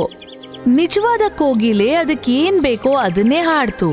ಆದ್ರೆ ಆ ವಜ್ರದ ಕೋಗಿಲೆ ಬರೀ ಅದರಲ್ಲಿದ್ದಂತ ಪ್ರೋಗ್ರಾಮ್ ಮಾಡಿದಂತ ಹಾಡುಗಳನ್ನ ಹಾಡ್ತು. ಆಮೇಲೆ ಬರೀ ಆ ವಜ್ರದ ಕೋಗಿಲೆ ಹಾಡಕ್ಕಾಯ್ತು. ಅದರ ಧ್ವನಿ ನಿಜವಾದ ಕೋಗಿಲೆ ಹಾಗೆ ಇತ್ತು. ವಜ್ರವೈಡೂರ್ಯಗಳಿದ್ದಿದ್ರಿಂದ ಅದು ನೋಡಕ್ಕೆ ತುಂಬಾ ಚೆನ್ನಾಗಿತ್ತು. ಆಮೇಲೆ ರಾಜನಿಗೆ ನಿಜವಾದ ಕೋಗಿಲೆ ಹಾಡನ್ನ ಕೇಳಬೇಕು ಅನ್ಸತ್ತೆ. ಕೋಗಿಲೆಗೆ ಏನಾಯ್ತು? ಅವಳು ಹಾರೋದನ್ನ ಯಾರಾದ್ರೂ ನೋಡಿದ್ರಾ? ಅದು ಹೇಗೆ? ಅವಳು ಎಲ್ಲಿ ಹೋದ್ಲು ಅಂತ ಯಾರಿಗೂ ಗೊತ್ತಿಲ್ಲ. ಅವಳು ಅರಮನೆ ಬಿಟ್ಟು ಹೋಗಿರ್ಬೋದು ಅನ್ನಿಸ್ತಿದೆ. ಅಲ್ಲಿದ್ದವರೆಲ್ಲ ವಜ್ರದ ಕೋಗಿಲೆ ಇರ್ಲಿ ಅಂತಾನೆ ಹೇಳಿದ್ರು. ಯಾಕೆಂದ್ರೆ ಅವರು ಅದನ್ನ ಮತ್ತೆ ಕೇಳಿದ್ರು. ಅದರ ಹಾಡನ್ನ ಎಲ್ರೂ ಸವಿತಾ ಇದ್ರು. ಭಾರತದ ರಾಜನ ಉಡುಗೊರೆಯಿಂದ ಸಂತೋಷವಾಗಿದೆ. ಮಂತ್ರಿಗಳೇ, ಮುಂದಿನ ಭಾನುವಾರ ಒಂದು ಕಾರ್ಯಕ್ರಮವನ್ನು ಏರ್ಪಡಿಸಿ. ನಮ್ಮ ಇಡೀ ರಾಜ್ಯ ಈ ಕೋಗಿಲೆಯ ಸುಂದರವಾದ ಗಾನವನ್ನ ಕೇಳಬೇಕು. ನಿಮ್ಮ ಇಚ್ಛೆಯಂತೆ ಮಹಾರಾಜರೇ. ಮುಂದಿನ ಭಾನುವಾರ ಕೋಗಿಲೆಯ ಗಾನವನ್ನ ಏರ್ಪಡಿಸಿದ್ರು. ಎಲ್ರೂ ತುಂಬಾ ಸಂತೋಷ ಪಟ್ರು. ಓ, ಅದ್ಭುತ. ಆದ್ರೆ ನಿಜವಾದ ಕೋಗಿಲೆ ಹಾಗಲ್ಲ. ಅವಳು ಹಾಡಿದ್ರೆ ಕಣ್ಣೀರೇ ಬರ್ತಿತ್ತು.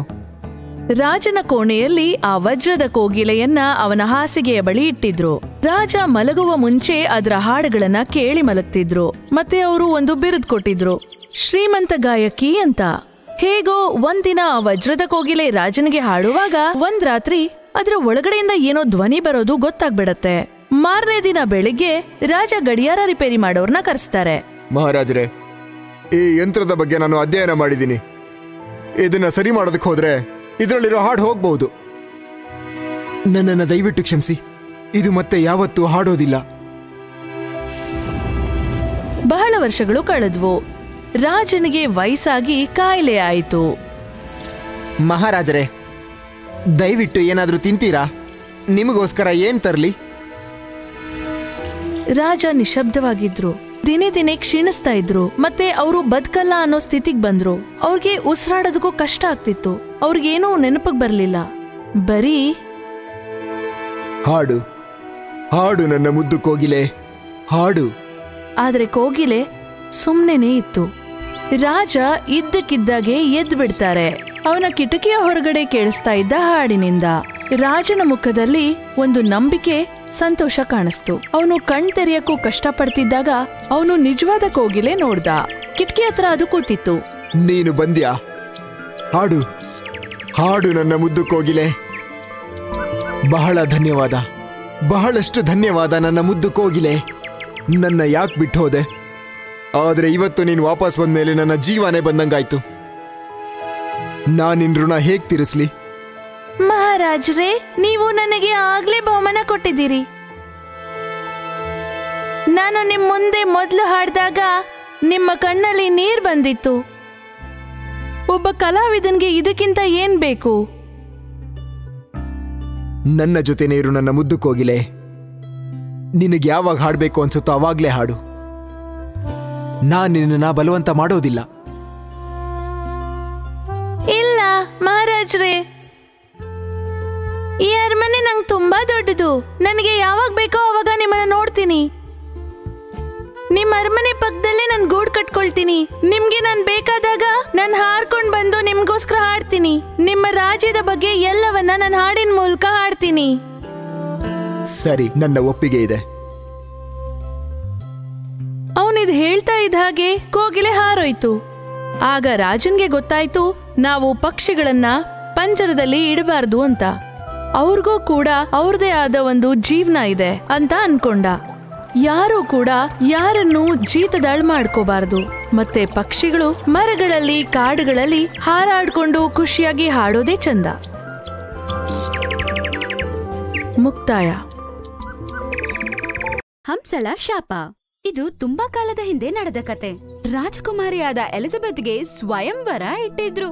ಅಲ್ಲಿಗೆ ರಾಜಕುಮಾರರು ಬೇರೆ ಬೇರೆ ವಿದೇಶದಿಂದ ಬಂದಿದ್ರು. ಅದ್ರಲ್ಲಿ ಎರಿಕ್ ಅನ್ನೋ ಒಂದು ರಾಜಕುಮಾರ ನೋಡಕ್ಕೆ ಚೆನ್ನಾಗಿರ್ಲಿಲ್ಲ. ಸ್ವಯಂವರ ಶುರು ಆಗುತ್ತೆ. ರಾಜಕುಮಾರಿ ಬರ್ತಾಳೆ, ಎಲ್ಲ ರಾಜಕುಮಾರರನ್ನ ನೋಡ್ತಾಳೆ. ಹ್ಯಾರಿಕ್ ನ ನೋಡುವ ಸಮಯ ಬಂದಾಗ ಹ್ಯಾರಿಕ್ ನ ನೋಡಿ ಅವಳು ಮುಖ ಸಿಂಡ್ರಿಸ್ಕೋತಾಳೆ. ಈ ಹರ್ಕತೆ ನೋಡಿದ ಹ್ಯಾರಿಕ್ಗೆ ತುಂಬಾನೇ ಕೋಪ ಬಂದು ರಾಜಕುಮಾರಿಗೆ ದೊಡ್ಡ ಶಾಪ ನೀಡ್ತಾನೆ. ರಾಜಕುಮಾರಿ ಎಲಿಜಬೆತ್, ನಿನ್ನ ಸೌಂದರ್ಯದ ಮೇಲೆ ನಿಂಗೆ ಗರ್ವ ಇದೆ. ಅದಕ್ಕೆ ನನ್ನ ನೋಡಿ ನೀನು ಮುಖ ತಿರುಗಿಸ್ಕೊಂಡೆ. ನಾನ್ ನಿಂಗೆ ಶಾಪ ಕೊಡ್ತಿದ್ದೀನಿ.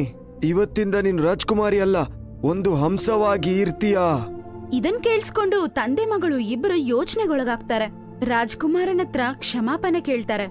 ಏ ರಾಜಕುಮಾರ, ನಂದೊಂದ್ ದೊಡ್ಡ ತಪ್ಪಾಯ್ತು, ನನ್ನ ದಯವಿಟ್ಟು ಕ್ಷಮಿಸು. ರಾಜ್ಕುಮಾರ್, ಕ್ಷಮಿಸ್ಬಿಡಿ ಇವಳನ್ನ. ಇವಳಿಗದೆಲ್ಲ ಗೊತ್ತಿಲ್ಲ. ಇಂಥ ಒಂದು ಕೆಲಸ ಮಾಡ್ಬಿಟ್ಟಿದ್ದಾಳೆ ಇವಳೀಗ. ಕೃಪೆ ಮಾಡಿ ನಿಮ್ಮ ಶಾಪನ ಹಿಂದೆ ತಕೊಳ್ಳಿ, ಇಲ್ಲ ಅಂದ್ರೆ ನನ್ನ ಮಗಳ ಜೀವನ ಹಾಳಾಗೋಗುತ್ತೆ. ರಾಜಕುಮಾರನ ಕೋಪ ಸ್ವಲ್ಪ ಕಡಿಮೆ ಆಗುತ್ತೆ. ನನ್ನ ಕ್ಷಮಿಸ್ಬಿಡಿ ರಾಜ. ಶಾಪವನ್ನ ಹಿಂದೆ ತೆಗೆದುಕೊಳ್ಳಕ್ಕಾಗಲ್ಲ. ಆದ್ರೆ ಈ ಶಾಪದಿಂದ ಮುಕ್ತಿ ಪಡೆಯುವ ಒಂದು ಉಪಾಯ ಇದೆ.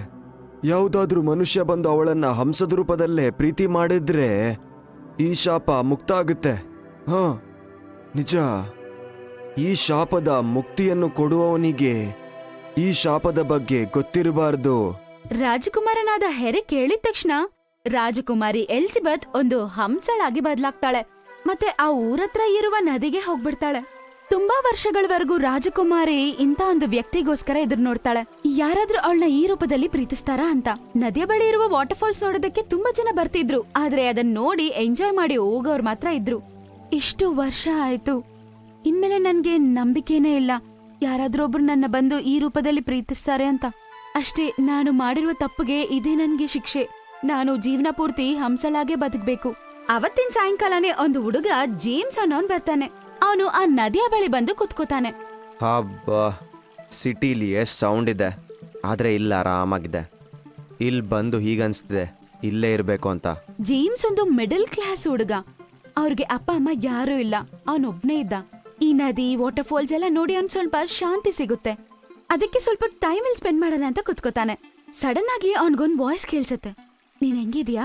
ಈ ನದಿಯ ನಡುವಲ್ಲಿ ಈ ಧ್ವನಿ ಎಲ್ಲಿಂದ ಬರ್ತಿದೆ? ನಂಗೆ ಭ್ರಮೆ ಅಲ್ವಲ್ಲ? ನಿನ್ನ ಕಿವಿ ಸುಳ್ಳು ಹೇಳ್ತಿಲ್ಲ. ಒಂದ್ಸಲ ಈ ಕಡೆ ನೀರೊಳಗಡೆ ನೋಡು. ನಾನು ಅನ್ಸಿನಿ. ಅರೆ, ಹಂಸಗಳು ಮಾತಾಡತ್ತಾ? ನೀನ್ ಮಾತಾಡಕ್ಕೆ ಸಾಧ್ಯ? ನಾನು ಮಾತಾಡಬಲ್ಲೆ, ಮತ್ತೆ ನಾನು ಇಲ್ಲೇ ವಾಸಿಸ್ತಿರ್ತೀನಿ. ಈ ನದಿ, ಈ ವಾಟರ್ ಫಾಲ್ಸ್ ಎಲ್ಲ ನಂದೇ. ನೀನು ಮಾತಾಡ್ಕೋತಾ ಇದ್ದಾಗ ನನಗ್ ಕೇಳ್ಸಿತು ನಿನ್ಗಿಲ್ಲಿ ತುಂಬಾ ಮನಶಾಂತಿ ಸಿಕ್ತು ಅಂತ. ಇಲ್ಲಿ ನಿನ್ಗೆ ಯಾವಾಗ ಬರ್ಬೇಕನ್ಸುತ್ತೋ ಬರ್ಬೋದು. ಧನ್ಯವಾದ ಇಲ್ಲಿಗೆ ಬರೋದಕ್ಕೆ, ನಂಗೆ ಪರ್ಮಿಷನ್ ಕೊಟ್ಟಿದ್ದಕ್ಕೆ. ಇಲ್ಲಿ ನಂಗೆ ತುಂಬಾ ಶಾಂತಿ ಸಿಗುತ್ತೆ. ಈ ಜಾಗನ ಬಿಟ್ಟೋಗೋಕೆ ನಂಗೆ ಮನ್ಸೇ ಬರ್ತಿಲ್ಲ. ನನ್ನ ಹೆಸರು ಎಲಿಜಬೆತ್. ನಿಮ್ಮ ಹೆಸರೇನು? ನನ್ನ ಹೆಸರು ಜೇಮ್ಸ್. ನಿಮ್ಮ ಹೆಸರಂತೂ ಯಾವುದೋ ರಾಜಕುಮಾರಿ ಆಗಿದೆ. ನನ್ನಪ್ಪ ನನ್ಗೆ ಎಲಿಜಬೆತ್ ಅಂತ ಹೆಸರಿಟ್ಟಿದ್ರು, ಮತ್ತೆ ಮಹಾರಾಣಿ ತರನೇ ನನ್ನ ನೋಡ್ಕೊಂಡ್ರು. ಬಾ, ಈ ನೀರು, ಈ ವಾಟರ್ ಫಾಲ್ಸ್ ನಿಂಗೆ ತೋರಿಸ್ತೀನಿ, ಮತ್ತೆ ಈ ಪರಿಸರ, ಹೂವ ಎಲ್ಲ ನಿಂಗೆ ತೋರಿಸ್ತೀನಿ. ಬಾ. ಅನ್ಸಿನಿ ಜೇಮ್ಸ್ಗೆ ಸುಂದರವಾದ ಪರಿಸರ, ನೀರು ಎಲ್ಲ ತೋರಿಸ್ತಾಳೆ. ರಾಜ್ಕುಮಾರನಿಗೋಸ್ಕರ ಸುಂದರವಾದ ಹೂವನ ಕೂಡ ತಂದ್ಕೊಡ್ತಾಳೆ. ವಾವ್ ಎಲಿಜಬೆತ್, ಇಂಥ ಒಳ್ಳೆ ಸೀನು ನಾನು ಎಲ್ಲೂ ನೋಡೇ ಇಲ್ಲ. ನಿನ್ನ ಜೊತೆ ಟೈಮ್ ಸ್ಪೆಂಡ್ ಮಾಡಿ ಮತ್ತೆ ಇಲ್ಲಿದ್ದು ನಂಗೆ ಸಮಾಧಾನ ಆಯ್ತು. ಹಾ ಜೇಮ್ಸ್, ನೀನ್ ಯಾವಾಗ ಬೇಕಾದ್ರೂ ಬರ್ಬೋದು. ನೀನ್ ಯಾವಾಗ ಬರ್ತೀಯ ಅಂತ ಕಾಯ್ತಿರ್ತೀನಿ. ಇಲ್ಲಿ ನಾನು ಒಬ್ಳೇ ಇರ್ತೀನಿ. ನಾನ್ ನಿಂಗೋಸ್ಕರ ಕಾಯ್ತಾ ಇರ್ತೀನಿ. ನಂಗೂ ಗೊತ್ತು ಒಬ್ಬರೇ ಇರೋದು ಹೇಗಾಗುತ್ತೆ ಅಂತ. ನಾಳೆ ನಾನು ಮತ್ತೆ ಬರ್ತೀನಿ. ಅನ್ಸನಿಯ ಮನಸ್ಸಲ್ಲಿ ಒಂದು ಚಿಕ್ಕ ಆಸೆ ಹುಟ್ಟುತ್ತೆ. ಜೇಮ್ಸ್ ಮಾತಾಡೋದು ಅವಳು ತುಂಬಾ ಇಷ್ಟ ಆಗುತ್ತೆ. ಅವನು ತುಂಬಾ ಸರಳವಾಗಿ ಮಾತಾಡ್ತಾನೆ. ಜೇಮ್ಸ್ ತುಂಬಾ ಒಳ್ಳೆಯವನಾಗಿರ್ತಾನೆ. ಮಾರನೇ ದಿನ ಸಾಯಂಕಾಲ ಅದೇ ಸಮಯಕ್ಕೆ ಜೇಮ್ಸ್ ಮತ್ತೆ ಬರ್ತಾನೆ. ಜೇಮ್ಸ್ ನ ನೋಡಿದ ತಕ್ಷಣ ಹಂಸಳಿಗೆ ತುಂಬಾ ಸಂತೋಷ. ಜೇಮ್ಸ್, ನಾನ್ ನಿನ್ಗೋಸ್ಕರನೇ ಕಾಯ್ತಿದ್ದೆ.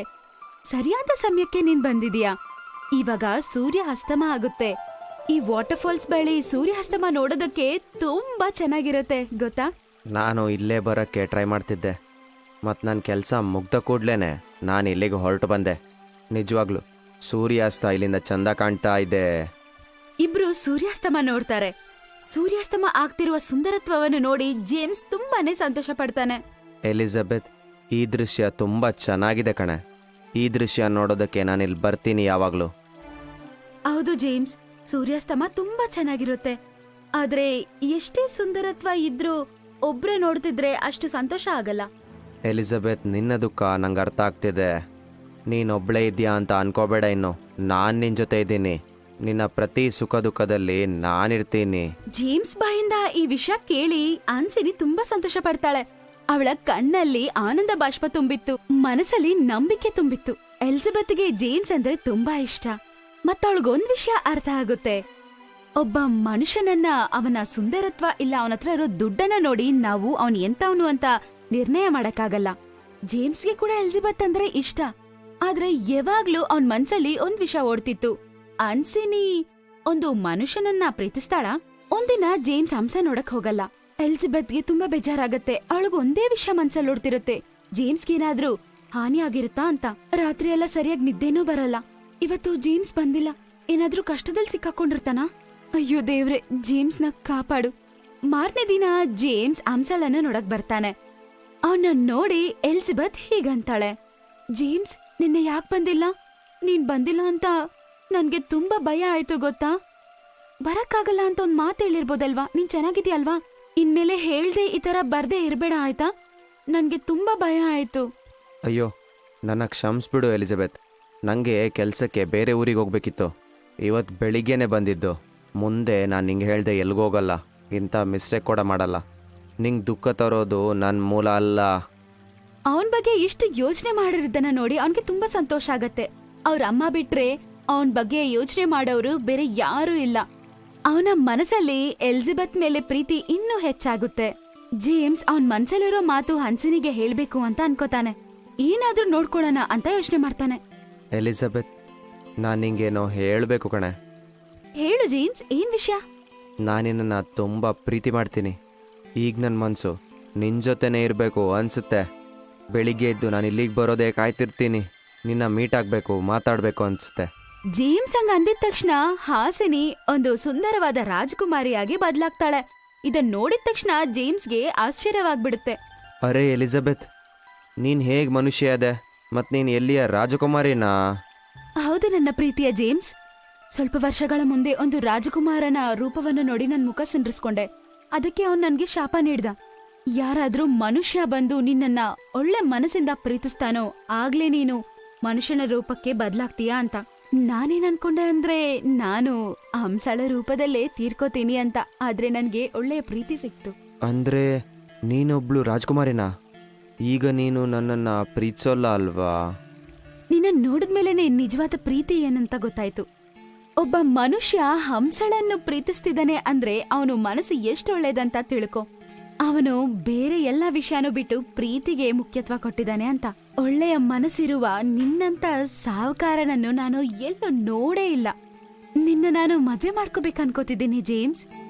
ಏನು ಜೇಮ್ಸ್, ನನ್ನ ಮದ್ವೆ ಮಾಡ್ಕೊಳಕ್ಕೆ ನಿಂಗೆ ಇಷ್ಟನಾ? ಹಾ ಎಲಿಜಬೆತ್, ನಾನು ನಿನ್ನ ತುಂಬಾ ಪ್ರೀತಿಸ್ತೀನಿ. ನೀನಿಲ್ದೆ ನಂಗೆ ಬದುಕೋಕೆ ಆಗಲ್ಲ ಕಣೆ. ಈ ರೀತಿ ಜೇಮ್ಸ್ ಮತ್ತೆ ಎಲಿಜಬೆತ್ಗೆ ಮದುವೆ ಆಗುತ್ತೆ. ಎಲಿಜಬೆತ್ನ ಅಪ್ಪ ಮೂಲಕವಾಗಿ ಜೇಮ್ಸ್ಗೆ ರಾಜ್ಯನೂ ಸಿಗುತ್ತೆ. ಜೇಮ್ಸ್, ಎಲಿಜಬೆತ್ ಮತ್ತೆ ಅವ್ರ ಅಪ್ಪನ ಜೊತೆ 3 ಜನ ಸಂತೋಷವಾಗಿ ಜೀವಿಸ್ತಾರೆ. ಅಲೆಕ್ಸಾನ ಕೈದಿ ಜೀವನ. ತುಂಬಾ ಕಾಲದ ಹಿಂದೆ ನಡೆದ ಒಂದು ಕತೆ. ಇಂಗ್ಲೆಂಡಿನ ರಾಜ ಮತ್ತೆ ರಾಣಿ ಅವರ ಮಗನಾದ ಕೆವಿನಿನ ಮದುವೆಗೋಸ್ಕರ ಒಂದು ಸುಂದರವಾದ ರಾಣಿನ ಹುಡುಕ್ತಿದ್ರು. ಅಂದ್ರೆ ರಾಜಕುಮಾರರ ಅನೆಬರೆಹೆಯಲ್ಲಿ ಬೇರೆ ಏನೋ ಬರ್ದಿತ್ತು. ಒಂದಿನ ರಾಜ ರಾಣಿ ಕೆವಿನ್ ಹತ್ರ ಹೇಗಂತಾರೆ, ನಿನಗ್ ಯಾಕೆ ಯಾವ ರಾಜಕುಮಾರಿನೂ ಇಷ್ಟ ಆಗ್ತಿಲ್ಲ? ಅದು ಅಲ್ದೆ ಇಷ್ಟ ಆಗದೆ ಇರೋದಕ್ಕೆ ಅದ ಕಾರಣ ಏನು? ಅಮ್ಮ, ನನ್ನ ಮನ್ಸಿಗೆ ಏಡೋಸೋ ರಾಜ್ಕುಮಾರಿ ಸಿಗೋ ತನಕ ನಾನು ಈ ಮದ್ವೆಗೆ ಒಪ್ಪಲ್ಲಮ್ಮ. ಹೌದೌದು, ನೀನು ನಾನು ಸಾಯ್ಬೇಕಂತ ಕಾಯ್ತಾ ಇದ್ಯಾ? ನನ್ನ ಸಾವಿನ ನಂತರನೇ ನೀನು ಯಾರನ್ನಾದ್ರೂ ಇಷ್ಟಪಡ್ತೀಯ ಅನ್ಸುತ್ತೆ. ಹಾಗಲ್ಲ ಪಿತಾಶ್ರೀ, ಜೀವನ ಪೂರ್ತಿ ಜೊತೆ ಬಾಳಲಾರ ಯಾವ ಹುಡುಗಿಯೂ ಸಿಕ್ಕಿಲ್ಲ. ಸಿಕ್ಕಿದ್ರೆ ಖಂಡಿತವಾಗ್ಲೂ ಮದ್ವೆ ಆಗ್ತೀನಿ. ಒಂದಿನ ರಾಜ್ಕುಮಾರ್ ಕೆವಿನ್ ಆ ಊರಿನ ರಸ್ತೆಯಲ್ಲಿ ಅವರ ಸೈನಿಕರ ಜೊತೆ ಹೋಗ್ತಿರ್ತಾರೆ.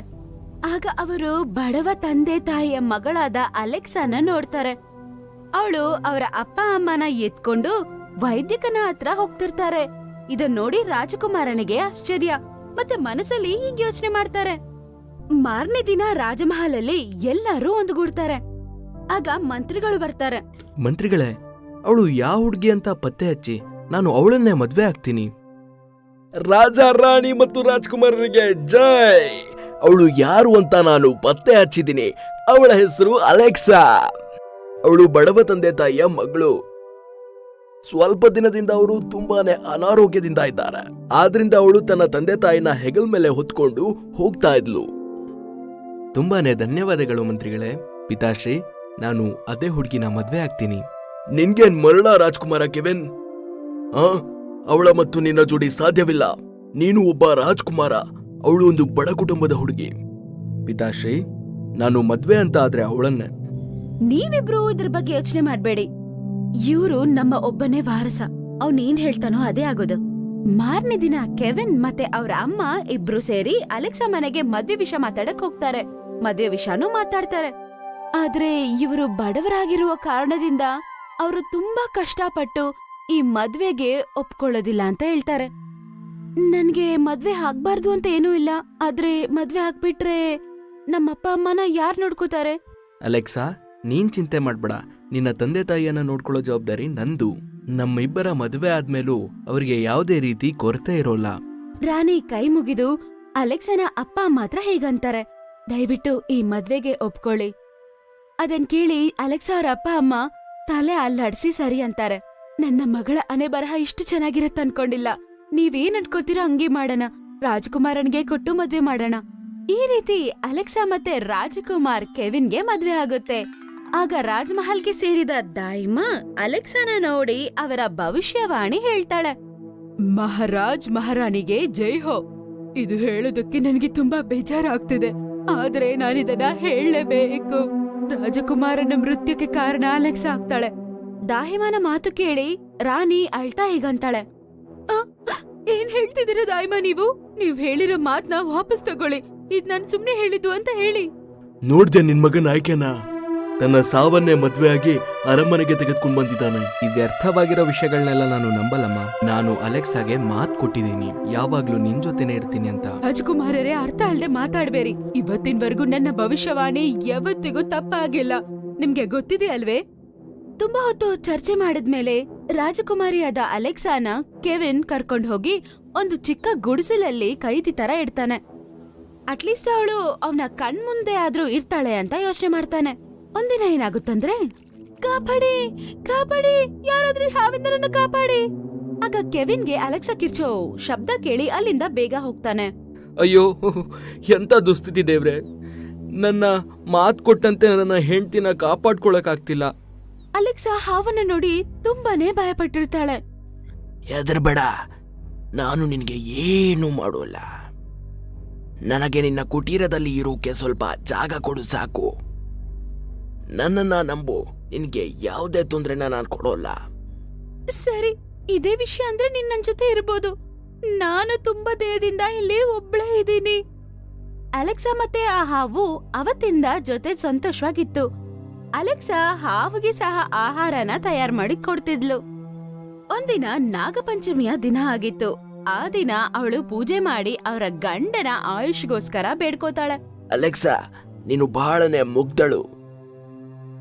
ನಿನ್ನ ಕಾಳಜಿನೇ ಮಾಡ್ದಿರೋ ನಿನ್ನ ಪತಿಯ ಆಯುಷ್ಯ ಅಭಿವೃದ್ಧಿಗೆ ಪೂಜೆ ಮಾಡ್ತಿದ್ಯಾ? ಇಲ್ಲ, ಆತರ ಏನೂ ಇಲ್ಲ. ಅವರು ನನ್ನ ಗಂಡ. ಅವರ ಆರೋಗ್ಯ ಆಯುಷ್ಯ ನನಗೆ ತುಂಬಾ ಮುಖ್ಯ. ನೀವು ನನಗೆ ಸುಮಂಗಳಿಯಾಗಿ ಬದುಕೋದಕ್ಕೆ ಆಶೀರ್ವಾದ ನೀಡಿ. ಹಿಂಗೆ ದಿನ ಕಳೆಯುತ್ತೆ. ಒಂದಿನ ಆ ರಾಜಮಹಲಲ್ಲಿ ಒಂದು ಮಹಾಮಾರಿ ಆಹ್ವಾನಿಸುತ್ತೆ. ಆ ಮಹಾಮಾರಿ ರಾಜ, ರಾಜಕುಮಾರಿ, ಕೆವಿನ್ ಅವ್ರ ಜೊತೆಗೆ ಆ ಊರಲ್ಲಿರುವ ಎಲ್ಲಾರ್ಗೂ ಬಂದಿರುತ್ತೆ. ಮತ್ತೆ ಈ ಮಹಾಮಾರಿಯ ಕಾರಣದಿಂದ ರಾಜ, ರಾಣಿ, ಕೆವಿನ್ 3 ಜನ ಬೆಡ್ ಮೇಲೆ ಇದ್ದಾರೆ ಅಂತ ಗೊತ್ತಾಗುತ್ತೆ. ಗೊತ್ತಾಗಿದ ತಕ್ಷಣ ಅಲೆಕ್ಸಾಗೆ ತುಂಬಾ ಬೇಜಾರಾಗುತ್ತೆ. ನಾನು ರಾಜಮಹಲ್ ಒಳಗಡೆ ಹೋಗಿ ನನ್ನ ಕುಟುಂಬನ ಕಾಪಾಡ್ಕೋಬೇಕು. ಕೊಟ್ಟು ಭಾಷೆನ ಮರ್ತ್ಬಿಟ್ಯಾ ಅಲೆಕ್ಸಾ? ನನಗೆಲ್ಲ ಜ್ಞಾಪಕ ಇದೆ, ಆದ್ರೆ ನನ್ನ ಕರ್ತವ್ಯದಿಂದ ನಾನು ಹಿಂದೆ ಹೋಗಕ್ಕಾಗಲ್ಲ. ನಾನ್ ನನ್ನ ಕುಟುಂಬನ ಕಾಪಾಡ್ಬೇಕು. ಅವ್ರಿಗೆ ನನ್ನ ಅವಶ್ಯಕತೆ ಇದೆ ಇವತ್ತು. ನನ್ನ ದೇವರ ಮೇಲೆ ನನ್ಗೆ ನಂಬಿಕೆ ಇದೆ. ಯಾವಾಗ್ಲೂ ಅವ್ರು ನನ್ಗೆ ಅನ್ಯಾಯ ಮಾಡಲ್ಲ. ಮಹಾಮಾರಿಯ ಬಗ್ಗೆ ಏನು ಯೋಚನೆ ಮಾಡ್ದೆ ಅಲೆಕ್ಸಾ? ರಾಜಮಹಲ್ ಒಳಗಡೆ ಹೋಗಿ ರಾಜ ರಾಣಿ ಕೆವಿನ್ ನ ಚೆನ್ನಾಗ್ ನೋಡ್ಕೋತಾಳೆ. ಮಹಾಮಾರಿಯಿಂದ ಅವಳು ತಪ್ಸ್ಕೋತಾರೆ.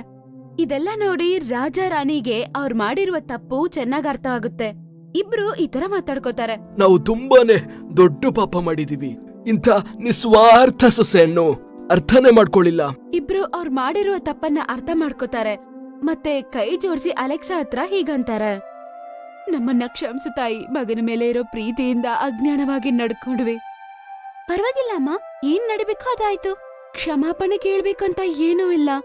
ಆಗ ಆ ಹಾವು ರಾಜಮಹಲ್ ಒಳಗಡೆ ಬರುತ್ತೆ. ಅದೊಂದು ವಿಶಾಲವಾದ ರೂಪವನ್ನು ತಗೊಳುತ್ತೆ. ಅದನ್ನ ನೋಡಿ ಎಲ್ಲರೂ ತುಂಬಾ ಭಯ ಪಡ್ತಾರೆ.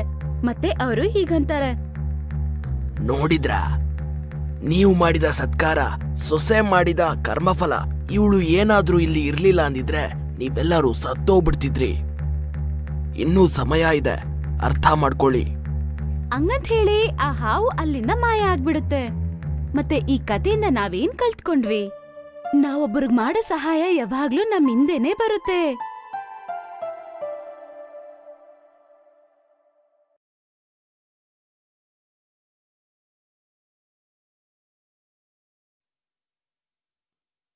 ಮ್ಯಾಜಿಕಲ್ ಕಿಟ್ಟಿ.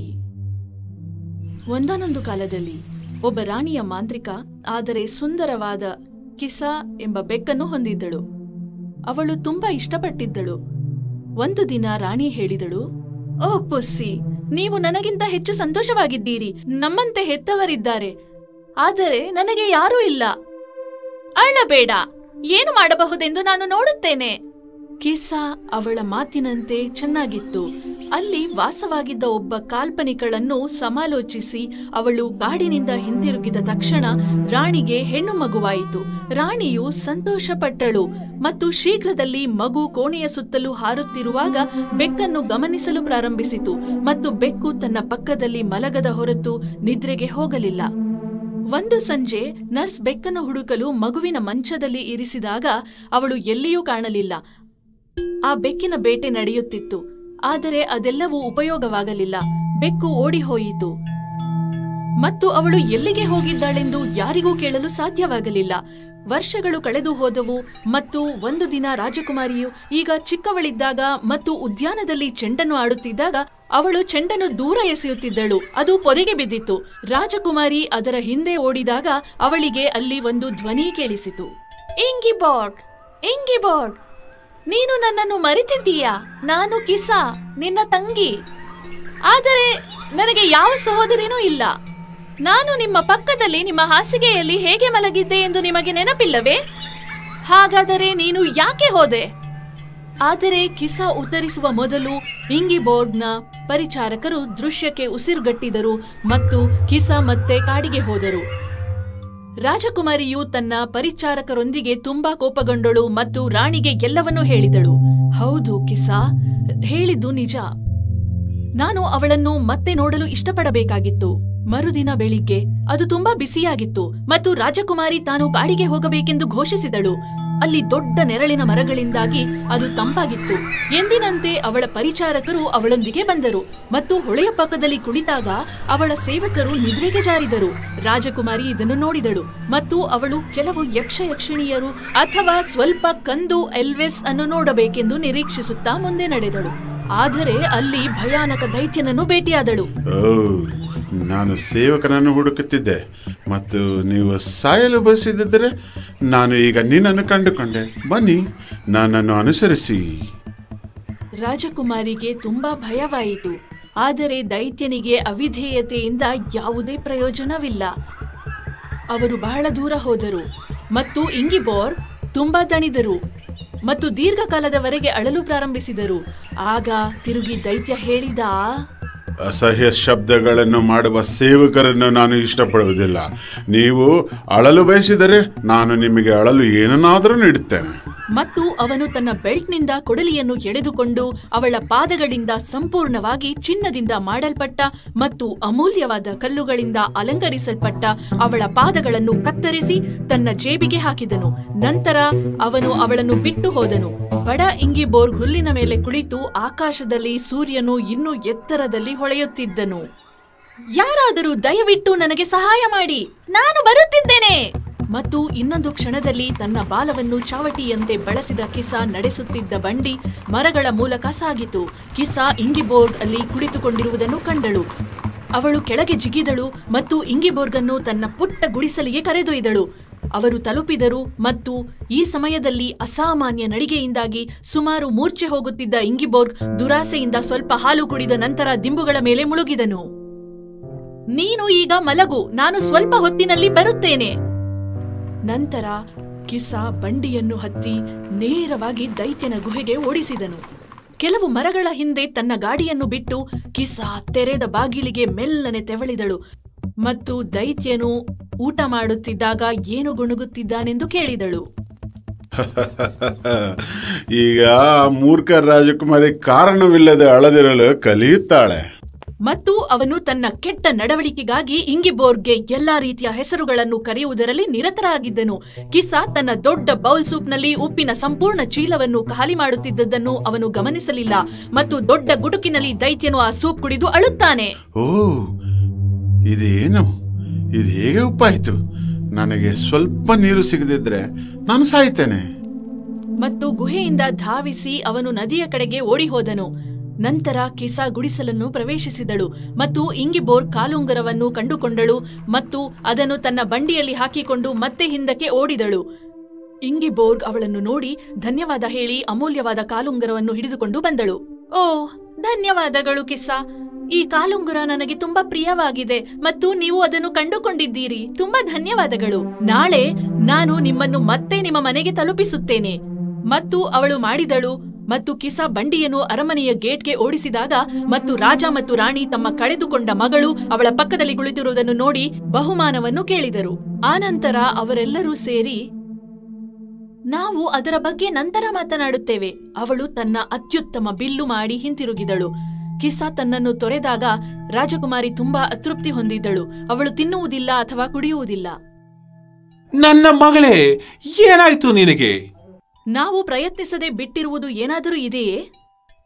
ರಾಜಕುಮಾರಿಯನ್ನು ಶಪಿಸಲಾಗಿದೆ ಎಂದು ಅರ್ಥೈಸಿಕೊಳ್ಳಬಹುದು. ನೀವೆಲ್ಲರೂ ನನ್ನ ಮಗಳಿಗೆ ಆಶೀರ್ವಾದ ನೀಡಿ. ಒಂದು ಬೆಕ್ ತರೋಣ್ವಾ? ಅವಳ ತಾಯಿ ಅವಳನ್ನು ಬೇಗನೆ ಕರೆತರುತ್ತಾಳೆ. ನಂತರ ರಾಜ ಅಕ್ಕಪಕ್ಕದ ರಾಜ್ಯಗಳಿಂದ ರಾಜಕುಮಾರರನ್ನು ಕರೆಸಿ ಅವರಲ್ಲಿ ಒಬ್ಬರನ್ನು ಆಯ್ಕೆ ಮಾಡಲು ಹೇಳಿದನು. ಆಗ ಅವಳು ಒಬ್ಬ ರಾಜಕುಮಾರನನ್ನು ನಿರ್ಧರಿಸಿದಳು. ರಾಜ ಮತ್ತು ರಾಣಿ ಬಹಳ ಸಂತೋಷಪಟ್ಟರು ಮತ್ತು ಅವರ ಭವ್ಯವಾದ ಔತಣವನ್ನು ತಯಾರಿಸಬೇಕೆಂದು ಆದೇಶಿಸಿದರು. ಮದುವೆ ಮುಗಿದಾಗ ಕಿಸಾ ಕಾಣಿಸಿಕೊಂಡಳು. ನಾನು ನನ್ನ ಬಹುಮಾನವನ್ನು ಪಡೆಯಲು ಬಂದಿದ್ದೇನೆ. ಈ ರಾತ್ರಿ ರಾಜಕುಮಾರಿ ಹಾಸಿಗೆಯ ಬುಡದಲ್ಲಿ ಮಲಗಲು ಅವಕಾಶ ಮಾಡಿಕೊಡಿ. ಇಷ್ಟೇನಾ? ಇದು ಸಾಕು. ಮತ್ತು ಬೆಳಿಗ್ಗೆ ಮುಂಜಾನೆ ಅದು ರಾಜಕುಮಾರಿಯ ಹಾಸಿಗೆಯ ಬುಡದಲ್ಲಿ ಮಲಗಿರುವ ಬೆಕ್ಕು ಅಲ್ಲ, ಆದರೆ ಇನ್ನೊಬ್ಬ ಸುಂದರ ರಾಜಕುಮಾರಿ. ನಾನು ಹಗೆತನದ ಕಾಲ್ಪನಿಕತೆಯಿಂದ ಮೋಡಿ ಮಾಡಲ್ಪಟ್ಟಿದ್ದೇನೆ. ನಾನು ಕೆಲವು ರೀತಿಯ ಕಾರ್ಯವನ್ನು ಮಾಡುವವರೆಗೂ ಮುಕ್ತಗೊಳಿಸಲಾಗಲಿಲ್ಲ. ನಂತರ ಅವರೆಲ್ಲರೂ ಹೆಚ್ಚು ಸಂತೋಷಪಟ್ಟರು ಮತ್ತು ನಂತರ ರಾಜಕುಮಾರಿ ಕಿಸಾ ಕೂಡ ಇನ್ನೊಬ್ಬ ರಾಜಕುಮಾರನನ್ನು ಮದುವೆಯಾದಳು ಮತ್ತು ತನ್ನ ರಾಜ್ಯಗಳಲ್ಲಿ ಒಂದನ್ನು ಆಳಲು ಹೋದಳು. ಅಂತ್ಯ. ಪರಿ ಮತ್ತೆ ರಾಜಕುಮಾರ. ಒಂದು ಸುಂದರ ಭವ್ಯವಾದ ಹೊಳೆಯುತ್ತಿರುವ ಮಹಲ್ಲು. ಅದರಲ್ಲಿ ಒಳ್ಳೆಯ ಕಲಾಕೃತಿಗಳನ್ನ ಚೆನ್ನಾಗಿ ಮಾಡಿದ್ದಾರೆ. ಅನುಪಮವಾದ ಪ್ರಕಾಶ, ಬಿಳಿಯ ಮಾರ್ಬಲ್ ಕಲ್ಲಿನಿಂದ ಮಾಡಿದ ಒಳ್ಳೆಯ ನೆಲ, ಗೋಡೆಯ ಮೇಲೆ ಸುಂದರವಾದ ಕಲಾಕೃತಿಗಳು, ಎಲ್ಲ ಕಡೆ ಸುಂದರವಾದ ಶಿಲ್ಪಕಲೆಗಳು.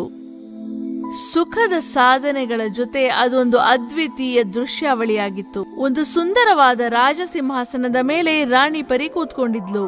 ಅಷ್ಟರಲ್ಲಿ ಪರಿಲೋಕದ ತುಂಬಾ ಸುಂದರವಾದ ಚಿತ್ರಲೇಖ ದರ್ಬಾರ್ಗೆ ಬಂದೇ ಬಿಟ್ಲು. ಚಿತ್ರಲೇಖ ಸುಂದರ ಕಣ್ಣುಗಳು, ದೊಡ್ಡ ದೊಡ್ಡ ಕಣ್ಣುಗಳು, ಸುಂದರವಾದ ಗುಲಾಬಿ ಮುಖ. ಅವಳೇ ಸುಂದರತೆಯ ಅದ್ಭುತವಾದ ಮಾದರಿಯಾಗಿದ್ಲು. ಅವಳು ದಯಾಳು, ನಿಜ ಹೇಳೋಳು ಮತ್ತೆ ಪರೋಪಕಾರಿಯಾಗಿದ್ಲು. ಅದಕ್ಕೆ ಅವಳನ್ನ ಎಲ್ಲರೂ ಇಷ್ಟಪಡ್ತಿದ್ರು. ರಾಣಿ ಅವರೇ, ನೀವ್ ನನ್ನ ಕರೆದ್ರಾ? ಹಾ, ಬಾ ಚಿತ್ರಲೇಖ. ಈಗ ನೀನ್ ಹೇಗಿದ್ಯಾ ಹೇಳು? ಈಗ ನಾನು ಪೂರ್ತಿಯಾಗಿ ಆರಾಮಾಗಿದ್ದೀನಿ. ಈಗ ನಾನು ಕುಣಿಬಹುದು, ಹಾಡಬಹುದು ಮತ್ತೆ ಗಾಳಿಯಲ್ಲಿ ಸುಂದರವಾಗಿ ಓಡಾಡಬಹುದು. ಇದಂತೂ ತುಂಬಾ ಒಳ್ಳೇದಾಯ್ತು. ನನಗೆ ನಿಂದೆ ಯೋಚನೆ ಆಗ್ಬಿಟ್ಟಿತ್ತು. ಈಗ ನಾನು ನಿಶ್ಚಿಂತೆಯಿಂದ ಇದ್ದೀನಿ. ಹತ್ರದಲ್ಲೇ ಇನ್ನೂ ಒಬ್ಳು ಪರಿ ಚಿತ್ರ. ಅವಳು ಇದನ್ನೆಲ್ಲ ಕೇಳಿ ಶಾಕ್ ಆದ್ಲು. ಚಿಕ್ಕ ವಯಸ್ಸಿಂದನೂ ಪರಿ ಚಂದ್ರಲೇಖ ಅಂದ್ರೆ ಹೊಟ್ಟೆವ್ರಿ ಪಟ್ಕೊಂತಿದ್ಲು. ರಾಣಿ ಪರಿ ಚಿತ್ರಲೇಖಗೆ ಹೇಳಿದ್ಲು, ಚಿತ್ರಲೇಖ ಹೋಗು, ಎಂಜಾಯ್ ಮಾಡು. ಚಿತ್ರಲೇಖ ಅವಳ ಸ್ನೇಹಿತರ ಪರಿ ಜೊತೆ ಹೊರಗಡೆ ಹೋಗ್ತಾಳೆ. ಸುಂದರವಾದ ದೊಡ್ಡ ದೊಡ್ಡ ಗರಿಗಳ ನವಿಲು ಗರಿಯನ್ನ ಬಿಚ್ಚಿ ನೃತ್ಯವನ್ನ ಮಾಡ್ತಿತ್ತು. ಚಿತ್ರಲೇಖ ಕೂಡ ಖುಷಿಯಿಂದ ಎಗರ್ತಿದ್ಲು. ಸುಂದರವಾದ ಚಿಟ್ಟೆಗಳು ಅವಳ ಕೆನ್ನೆಗಳನ್ನ ಮುತ್ತಿಡ್ತಿದ್ವು ಮತ್ತೆ ಅವಳ ತಲೆ ಮೇಲೆ ಕೂರ್ತಿದ್ವು. ಹೊಸ ಹೊಸ ಹೂಗಳು ಅರಳ್ತಿದ್ವು. ಪ್ರಕೃತಿಯಲ್ಲಿ ಹೊಸ ಬಣ್ಣ ಮೂಡ್ಬಿಟ್ಟಿತ್ತು. ಸ್ವಲ್ಪ ದೂರದಲ್ಲಿ ನಿಂತಿದ್ದಂತ ಪರಿ ಚಿತ್ರ ತುಂಬಾನೇ ಹೊಟ್ಟೆ ಉರ್ಕೊಳ್ತಿದ್ಲು. ಚಿತ್ರಲೇಖ ಪರಿ ಮತ್ತೆ ರಾಣಿ ಪರಿಯ ಮಹಲ್ಗೆ ಹೋಗ್ತಾಳೆ. ಅವಳು ರಾಣಿ ಪರಿ ಹತ್ರ ಹೇಳ್ತಾಳೆ, ರಾಣಿ ಅಮ್ಮ, ನೀವು ಹೇಳಿದ್ರೆ ನಾನು ಪೃಥ್ವಿ ಲೋಕಕ್ಕೆ ಹೋಗ್ಬಿಡ್ಬರ್ಲಾ? ನಾನು ಪೃಥ್ವಿ ಲೋಕದವ್ರಿಗೆ ಸಹಾಯ ಮಾಡ್ಬೇಕು. ಒಳ್ಳೇದು, ನಿನ್ನ ಮನ್ಸಲ್ಲಿ ಪರೋಪಕಾರದ ಭಾವನೆ ಇದೆ. ನನ್ನ ಆಶೀರ್ವಾದ ನಿನ್ ಮೇಲಿದೆ. ಯಾವಾಗಾದ್ರೂ ಏನಾದ್ರೂ ತೊಂದ್ರೆ ಬಂದ್ರೆ ನೀನು ನನ್ನ ನೆನೆಸ್ಕೋ, ನಾನು ನಿನ್ಗೆ ಸಹಾಯ ಮಾಡ್ತೀನಿ. ರಾಣಿ ಅಮ್ಮ, ನಾನು ಪೃಥ್ವಿಗೆ ಹೋಗ್ಬೇಕು. ನೀನಲ್ಲ ಹೋಗಿ ಏನ್ ಮಾಡ್ತೀಯಾ? ನನ್ ಚಿತ್ರಲೇಖಗೆ ಸಹಾಯ ಮಾಡ್ತೀನಿ. ಹಾಗಿದ್ರೆ ನೀನು ಜೊತೆಗೆ ಹೋಗು. ಚಿತ್ರಲೇಖ ಪರಿ ಮತ್ತೆ ಚಿತ್ರ ಇಬ್ರು ರಾಣಿ ಪರಿಗೆ ವಿದಾಯ ಹೇಳಿ ಹೊರಟ್ಬಿಡ್ತಾರೆ. ಇಬ್ರು ಒಂದು ಹಳ್ಳಿಯಲ್ಲಿ ಇಳಿತಾರೆ. ಆ ಚಿಕ್ಕ ಚಿಕ್ಕ ಮನೆಗಳನ್ನ ನೋಡಿ ಚಿತ್ರಗೆ ಒಂಥರ ಆಗ್ಬಿಡತ್ತೆ. ಚಿತ್ರಲೇಖ, ಇದೆಂತ ಜಾಗಕ್ಕೆ ಕರ್ಕೊಂಡ್ ಬಂದಿದ್ಯಾ ನನ್ನ? ಇಲ್ಲಿ ಎಲ್ ನೋಡಿದ್ರು ಹಾಳಾಗ್ ಹೋಗಿದೆ. ಇಲ್ಲಿ ಎಲ್ರು ಬಡೂರು, ಕುರೂಪ ಮತ್ತೆ ಈ ತರ ಇದಾರಲ್ಲ. ಇಲ್ಲಿ ಕೂಡ ಎಲ್ರೂ ಒಳ್ಳೆಯವರಿದ್ದಾರೆ. ಈ ಬಡವರು ಕೂಡ ಹೃದಯವಂತರಾಗಿದ್ದಾರೆ. ಚಿತ್ರಲೇಖ ಅವಳ ಕೈಯಲ್ಲಿದ್ದ ಕಟ್ಟಿಗೆಯನ್ನ ಹಿಡಿದು ಹೇಳ್ತಾಳೆ, ಇವರೆಲ್ಲ ಕಷ್ಟಗಳು ಹೋಗ್ಲಿ. ಇಲ್ಲಿದ್ದಂತ ಮಕ್ಕಳು, ದೊಡ್ಡವರು, ವಯಸ್ಸಾದವರು ಅವ್ರಿಗೆಲ್ಲ ಒಳ್ಳೆ ಬಟ್ಟೆಗಳು ಬಂದ್ವು. ಅವರೆಲ್ರೂ ಆಶ್ಚರ್ಯ ಪಡ್ತಾರೆ ಮತ್ತೊಬ್ಬರನ್ನ ನೋಡ್ಕೊಂಡ್ಬಿಡ್ತಾರೆ. ಒಂದ್ ಮಗು ಹೇಳ್ತು, ಅರೇ ಇದೇನು ಚಮತ್ಕಾರ, ಎಲ್ರ ಮೈ ಮೇಲೆ ಹೊಸ ಬಟ್ಟೆಗಳು ಬಂದ್ಬಿಟ್ಟಿದಾವಲ್ಲ. ಅಯ್ಯೋ ದೇವ್ರೆ, ಏನಿದು ಚಮತ್ಕಾರ! ನಿಮ್ಮ ಲೀಲೆ ಯಾವುದಕ್ಕೂ ಕೂಡ ಸಾಟಿ ಇಲ್ಲ ಪ್ರಭು. ಚಿತ್ರಲೇಖ ಪರಿ ನಗ್ತಾ ಇದ್ಲು. ಚಿತ್ರ ಒಂಥರ ಆಗ್ತಿದ್ಲು. ಒಬ್ಬ ಬಡವ ಅವನ ತಲೆ ಮೇಲೆ ಕಟ್ಟಿಗೆಯನ್ನ ಹೊರ್ತ್ಕೊಂಡ್ ಬರ್ತಿದ್ದ. ಚಿತ್ರಲೇಖ ಆ ಕಟ್ಟಿಗೆಯ ಭಾರವನ್ನ ಇಳಿಸ್ಬಿಡ್ತಾಳೆ. ಅವನು ಖುಷಿ ಪಟ್ಕೊಂಡು ಆರಾಮವಾಗಿ ಕಟ್ಟಿಗೆಯನ್ನ ಹೊತ್ಕೊಂಡು ಹೋದ. ಚಿತ್ರಲೇಖ ಆ ಎಲ್ಲ ಮನೆಗಳಿಗೆ ಅವಳ ಕಟ್ಟಿಗೆಯ ಮೂಲಕ ಧಾನ್ಯಗಳು ಮತ್ತೆ ಸುಖ ಸಾಧನವನ್ನ ಕೊಡ್ತಾಳೆ. ಅವರಿಬ್ರು ಕಾಡಿನ ಕಡೆಗೆ ಹೊರಟ್ಬಿಟ್ರು. ಅವರು ಹಾರ್ತಾ ಇದ್ರು. ಆಗ ಅವರು ನೋಡ್ತಾರೆ, ಒಬ್ಬ ಸುಂದರ ಯುವಕನಿಗೆ ಒಂದು ದೊಡ್ಡ ಹೆಬ್ಬಾವು ಸುತ್ಕೊಂಡ್ಬಿಟ್ಟಿತ್ತು. ಆ ಹೆಬ್ಬಾವು ಅವನನ್ನ ಕೊಲ್ಲೋದಕ್ಕೆ ನಿರತವಾಗಿತ್ತು. ಚಿತ್ರ, ಬಾ, ನಾವದಕ್ಕೆ ಸಹಾಯ ಮಾಡೋಣ. ಚಿತ್ರಲೇಖ ಅವಳ ಮಾಯಾ ಕಟ್ಟಿಗೆಯಿಂದ ಆ ಹೆಬ್ಬಾವನ್ನ ಆ ಯುವಕನಿಂದ ದೂರ ಮಾಡ್ತಾಳೆ. ಆ ಯುವಕ ಎದ್ ನಿಂತ್ಕೊಳ್ತಾನೆ ಮತ್ತವನು ನಿಟ್ಟುಸಿರು ಬಿಡ್ತಾನೆ. ಅವನು ಎದುರುಗಡೆ ನೋಡ್ತಾನೆ. ಚಿತ್ರಲೇಖ ಅವನನ್ನ ನೋಡಿ ನಗ್ತಿರ್ತಾಳೆ. ಅವನ ಎದುರುಗಡೆ ಅನುಪಮ ಸುಂದರಿ ಚಿತ್ರಲೇಖ ಪರಿಯನ್ನ ನೋಡಿ ಆ ಯುವಕ ತುಂಬಾನೇ ಆಶ್ಚರ್ಯ ಪಡ್ತಾನೆ. ಅವನು ಅವನೆರಡು ಕೈಗಳನ್ನ ಮುಗಿತಾನೆ. ಹೇ ದೇವಿ, ನೀವು ನನ್ನ ಜೀವನ ಕಾಪಾಡಿ ನನಗೆ ತುಂಬಾ ದೊಡ್ಡ ಉಪಕಾರವನ್ನ ಮಾಡಿದ್ದೀರಾ. ನಿಮ್ ಹೆಸರೇನು? ನನ್ನ ಹೆಸರು ಚಿತ್ರವೀರ. ನಿಮ್ಮ ಶುಭನಾಮವೇನು? ನಾನ್ ಚಿತ್ರಲೇಖ, ಪರಿಲೋಕದಲ್ಲಿರ್ತೀನಿ. ನೀವ್ ನಿಮ್ ಬಗ್ಗೆ ವಿಸ್ತಾರವಾಗಿ ಹೇಳ್ತೀರಾ? ನಾನು ಈ ರಾಜ್ಯದ ರಾಜಕುಮಾರ. ಆದರೆ ಈಗ ನಾನು ಬೀದಿಗೆ ಬಂದಿದ್ದೇನೆ. ಸುಮಾರು ದಿನಗಳ ಮುಂಚೆ ನನ್ನ ಅಪ್ಪ ಅಮ್ಮನನ್ನ ಒಬ್ಬ ದುಷ್ಟ ರಾಕ್ಷಸ ಗುಹೆಯಲ್ಲಿ ಬಂಧಿಸಿಟ್ಟಿದ್ದಾನೆ. ನನ್ನ ರಾಜ್ಯವನ್ನು ಕೂಡ ಅವನು ಕಬಳಿಸ್ಕೊಂಡ. ರಾಜ್ಕುಮಾರನ ಮಾತನ್ನ ಕೇಳಿ ಚಿತ್ರಲೇಖಗೆ ತುಂಬಾ ದುಃಖ ಆಯ್ತು.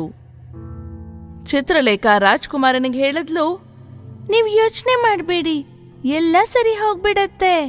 ಚಿತ್ರಲೇಖ ಅವಳ ಕಟ್ಟಿಗೆಯಿಂದ ಒಂದು ಚಿಕ್ಕ ಎಲ್ಲ ವ್ಯವಸ್ಥೆ ಇರುವಂತ ಮಹಲನ್ನ ಮಾಡ್ತಾಳೆ. ಹೇ ರಾಜ್ಕುಮಾರ, ನೀವೀ ಮಹಲಲ್ಲಿ ಇರಿ, ಮುಂದಿನ ವ್ಯವಸ್ಥೆಯನ್ನ ನಾವು ಮಾಡ್ತೀವಿ. ಅವ್ರು 3 ಜನ ಅದೇ ಮಹಲಲ್ಲಿ ಇರ್ತಾ ಇದ್ರು. ಚಿತ್ರಪರಿಗೂ ರಾಜ್ಕುಮಾರ ತುಂಬಾ ಇಷ್ಟ ಇದ್ದ. ಚಿತ್ರಲೇಖಾಗೂ ಕೂಡ ರಾಜ್ಕುಮಾರ್ ತುಂಬಾನೇ ಇಷ್ಟ ಆಗ್ತಿದ್ದ. ಚಿತ್ರಲೇಖ ರಾಜ್ಕುಮಾರನನ್ನ ಮಾತಾಡ್ಸೋವಾಗೆಲ್ಲ ಚಿತ್ರಾಗೆ ಒಂಚೂರು ಇಷ್ಟನೇ ಆಗ್ತಿರ್ಲಿಲ್ಲ. ಅವಳು ಹೊಟ್ಟೆ ಹುರ್ಕೊಳ್ತಿದ್ಲು. ಮತ್ತೆ ಚಿತ್ರಲೇಖ ಅವಳು ಮಾಡ್ತಿದ್ದಂತ ಪರೋಪಕಾರಗಳನ್ನ ನೋಡಿ ಕೂಡ ಚಿತ್ರ ಸಹಿಸ್ತಾನೇ ಇರ್ಲಿಲ್ಲ. ಚಿತ್ರ ಸ್ವಾರ್ಥಿಯಾಗಿದ್ಲು, ಅವಳ ಬಗ್ಗೆ ಮಾತ್ರ ಯೋಚಿಸ್ತಿದ್ಲು. ಚಿತ್ರ ಮನ್ಸಲ್ಲೇ ಚಿತ್ರಲೇಖನ ಹೇಗಾದ್ರೂ ಹಾಳ್ ಮಾಡ್ಬೇಕು ಅಂತ ಅನ್ಕೊಂಡ್ಲು. ರಾಜ್ಕುಮಾರನ್ನ ಕೂಡ ಅವಳಿಗೋಸ್ಕರ ಪಡ್ಕೋಬೇಕು ಅನ್ಕೊಂಡ್ಲು. ರಾಜ್ಕುಮಾರನ ಮನ್ಸಲ್ಲಿ ಚಿತ್ರಲೇಖನೇ ತುಂಬ್ಕೊಂಡ್ಬಿಟ್ಟಿದ್ಲು. ಒಂದಿನ ಚಿತ್ರ ಅವಳ ಮಾಯೆ ಕಡ್ಡಿಯನ್ನು ಉಪಯೋಗಿಸಿ ಚಿತ್ರಲೇಖ ರೆಕ್ಕೆನ ಸುಟ್ಟು ಹಾಕಿದ್ಲು. ಚಿತ್ರಲೇಖಾಗೆ ತುಂಬಾ ಕೋಪ ಬಂತು. ಚಿತ್ರ, ನೀನೇನ್ ಮಾಡ್ದೆ? ನಾನ್ ನಿನಗೇನ್ ಮಾಡಿದ್ದೆ ಹೇಳು? ರಾಜ್ಕುಮಾರ ಓಡ್ ಬಂದು ಚಿತ್ರಗ್ ಹೇಳ್ದ, ನೀವ್ ಏನ್ ಮಾಡಿದ್ದೀರಾ? ನೀವ್ ಮಾಡಿರೋದು ತುಂಬಾ ದೊಡ್ಡ ತಪ್ಪು. ಚಿತ್ರಗೆ ರಾಜ್ಕುಮಾರ ಹೇಳಿದ್ದು ಒಂಚೂರು ಇಷ್ಟ ಆಗ್ಲಿಲ್ಲ. ಆದ್ರೆ ಅವಳು ರಾಜ್ಕುಮಾರನಿಗೆ ಏನೂ ಮಾಡ್ಲಿಲ್ಲ. ಈ ಮಾಯೆ ರಾಕ್ಷಸನಿಂದ ಹೇಗ್ ಸೇಡ್ ತೀರ್ಸ್ಕೊಳ್ಳೋದೀಗ? ಚಿತ್ರಲೇಖಾಗೆ ರಾಣಿ ಪರಿಯ ಜ್ಞಾಪಕ ಬಂತು. ಅವಳು ಅವರನ್ನ ನೆನ್ಸ್ಕೊಂಡ್ಲು. ರಾಣಿ ಪರಿ ಎದುರುಗಡೆನೆ ಇದ್ಲು. ಚಿತ್ರಲೇಖನ ನೋಡಿ ಅವ್ರಿಗೆ ತುಂಬಾನೇ ಕೋಪ ಬಂತು. ಅವರು ಕೋಪದಿಂದ ಚಿತ್ರ ಕಡೆ ನೋಡ್ತಾರೆ. ನಿನಗೆ ಇದಕ್ಕೆ ಶಿಕ್ಷೆ ಸಿಗತ್ತೆ. ಚಿತ್ರ ತಲೆ ಬಗ್ಸ್ಕೊಂಡ್ಬಿಟ್ಟಿದ್ಲು. ಚಿತ್ರಲೇಖ ರಾಣಿ ಪರಿಗೆ ರಾಜ್ಕುಮಾರ ಮತ್ತೆ ಆ ದುಷ್ಟ ರಾಕ್ಷಸನ ಬಗ್ಗೆ ಎಲ್ಲವನ್ನ ಹೇಳ್ಬಿಡ್ತಾರೆ ರಾಣಿ ಪರಿಗೆ. ರಾಣಿ ಪರಿ ಅವರ ಮಾಯೆ ಶಕ್ತಿಯಿಂದ ಚಿತ್ರಲೇಖಗೆ ಹೊಸ ರೆಕ್ಕೆಗಳನ್ನ ಕೊಟ್ಬಿಡ್ತಾರೆ. ಚಿತ್ರಲೇಖ ಖುಷಿ ಪಟ್ಲು. ರಾಣಿ ಪರಿ, ಚಿತ್ರಲೇಖ, ಚಿತ್ರ ಮತ್ತೆ ರಾಜಕುಮಾರನ ಜೊತೆ ದುಷ್ಟ ರಾಕ್ಷಸನ ಹತ್ರ ಬರ್ತಾರೆ. ಜಾದೂಗಾರ ರಾಕ್ಷಸ ಈ ಮೂವರನ್ನ ನೋಡಿ ತುಂಬಾ ಜೋರಾಗಿ ನಗ್ತಿದ್ದ.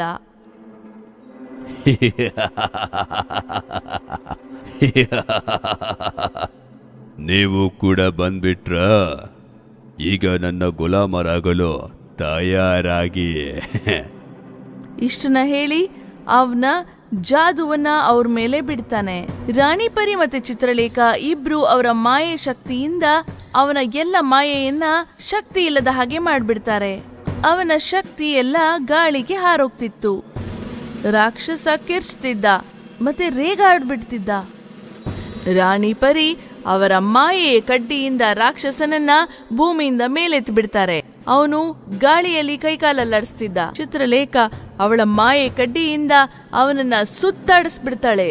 ಅವನು ಸ್ವಲ್ಪ ಹೊತ್ತು ಗಾಳಿಯಲ್ಲಿ ಹಾಗೆ ಜೋರಾಗಿ ಸುತ್ತಾಡ್ತಿದ್ದ ಮತ್ತೆ ಕಿರ್ಚ್ತಾ ಇದ್ದ. ಅದಾದ್ಮೇಲೆ ಕೆಳಗಡೆ ಬಿದ್ದ್ಬಿಡ್ತಾನೆ ಮತ್ತೆ ಮಲಗ್ಬಿಡ್ತಾನೆ. ಚಿತ್ರಲೇಖ ಅವನನ್ನ ಒಂದು ಪಂಜರದಲ್ಲಿ ಇರಿಸ್ಬಿಡ್ತಾಳೆ. ಆ 3 ಜನ ಆ ಗುಹೆ ಒಳಗಡೆ ಹೋಗಿ ಆ ರಾಜ ರಾಣಿಯ ಜೊತೆ ಇರುವಂತ ಎಲ್ಲ ಸೈನಿಕರನ್ನ ಹೊರಗಡೆ ಕರ್ಕೊಂಡ್ ಬರ್ತಾರೆ. ಈ ಜಾದೂ ರಾಕ್ಷಸ ಅಲ್ಲೇ ಪಂಜರದಲ್ಲಿ ಸುತ್ತಾಡ್ತಿದ್ದ, ಕಿಚ್ಚಾಡ್ತಿದ್ದ. ರಾಜ್ಕುಮಾರ ಮತ್ತೆ ಚಿತ್ರಲೇಖ ಇಬ್ರು ಒಬ್ರನ್ನೊಬ್ರು ಪ್ರೀತಿಯಿಂದ ಹಾಗೆ ನೋಡ್ತಾನೆ ಇದ್ಬಿಟ್ರು. ಚಿತ್ರಪರಿ ಹೊಟ್ಟೆ ಹುರ್ಕೊಳ್ತಿದ್ಲು. ರಾಜ ರಾಣಿ ಮತ್ತೆ ರಾಣಿ ಪರಿ ಚಿತ್ರಲೇಖ ಮತ್ತೆ ರಾಜ್ಕುಮಾರನಿಗೆ ಆಶೀರ್ವಾದ ಕೊಡ್ತಾರೆ. ನೀತಿ: ನಾವು ಯಾರ ಮೇಲೂ ಹೊಟ್ಟೆ ಉರಿ ಪಡಬಾರ್ದು. ನಾವು ಯಾವಾಗ್ಲೂ ಒಳ್ಳೆ ಕೆಲಸ.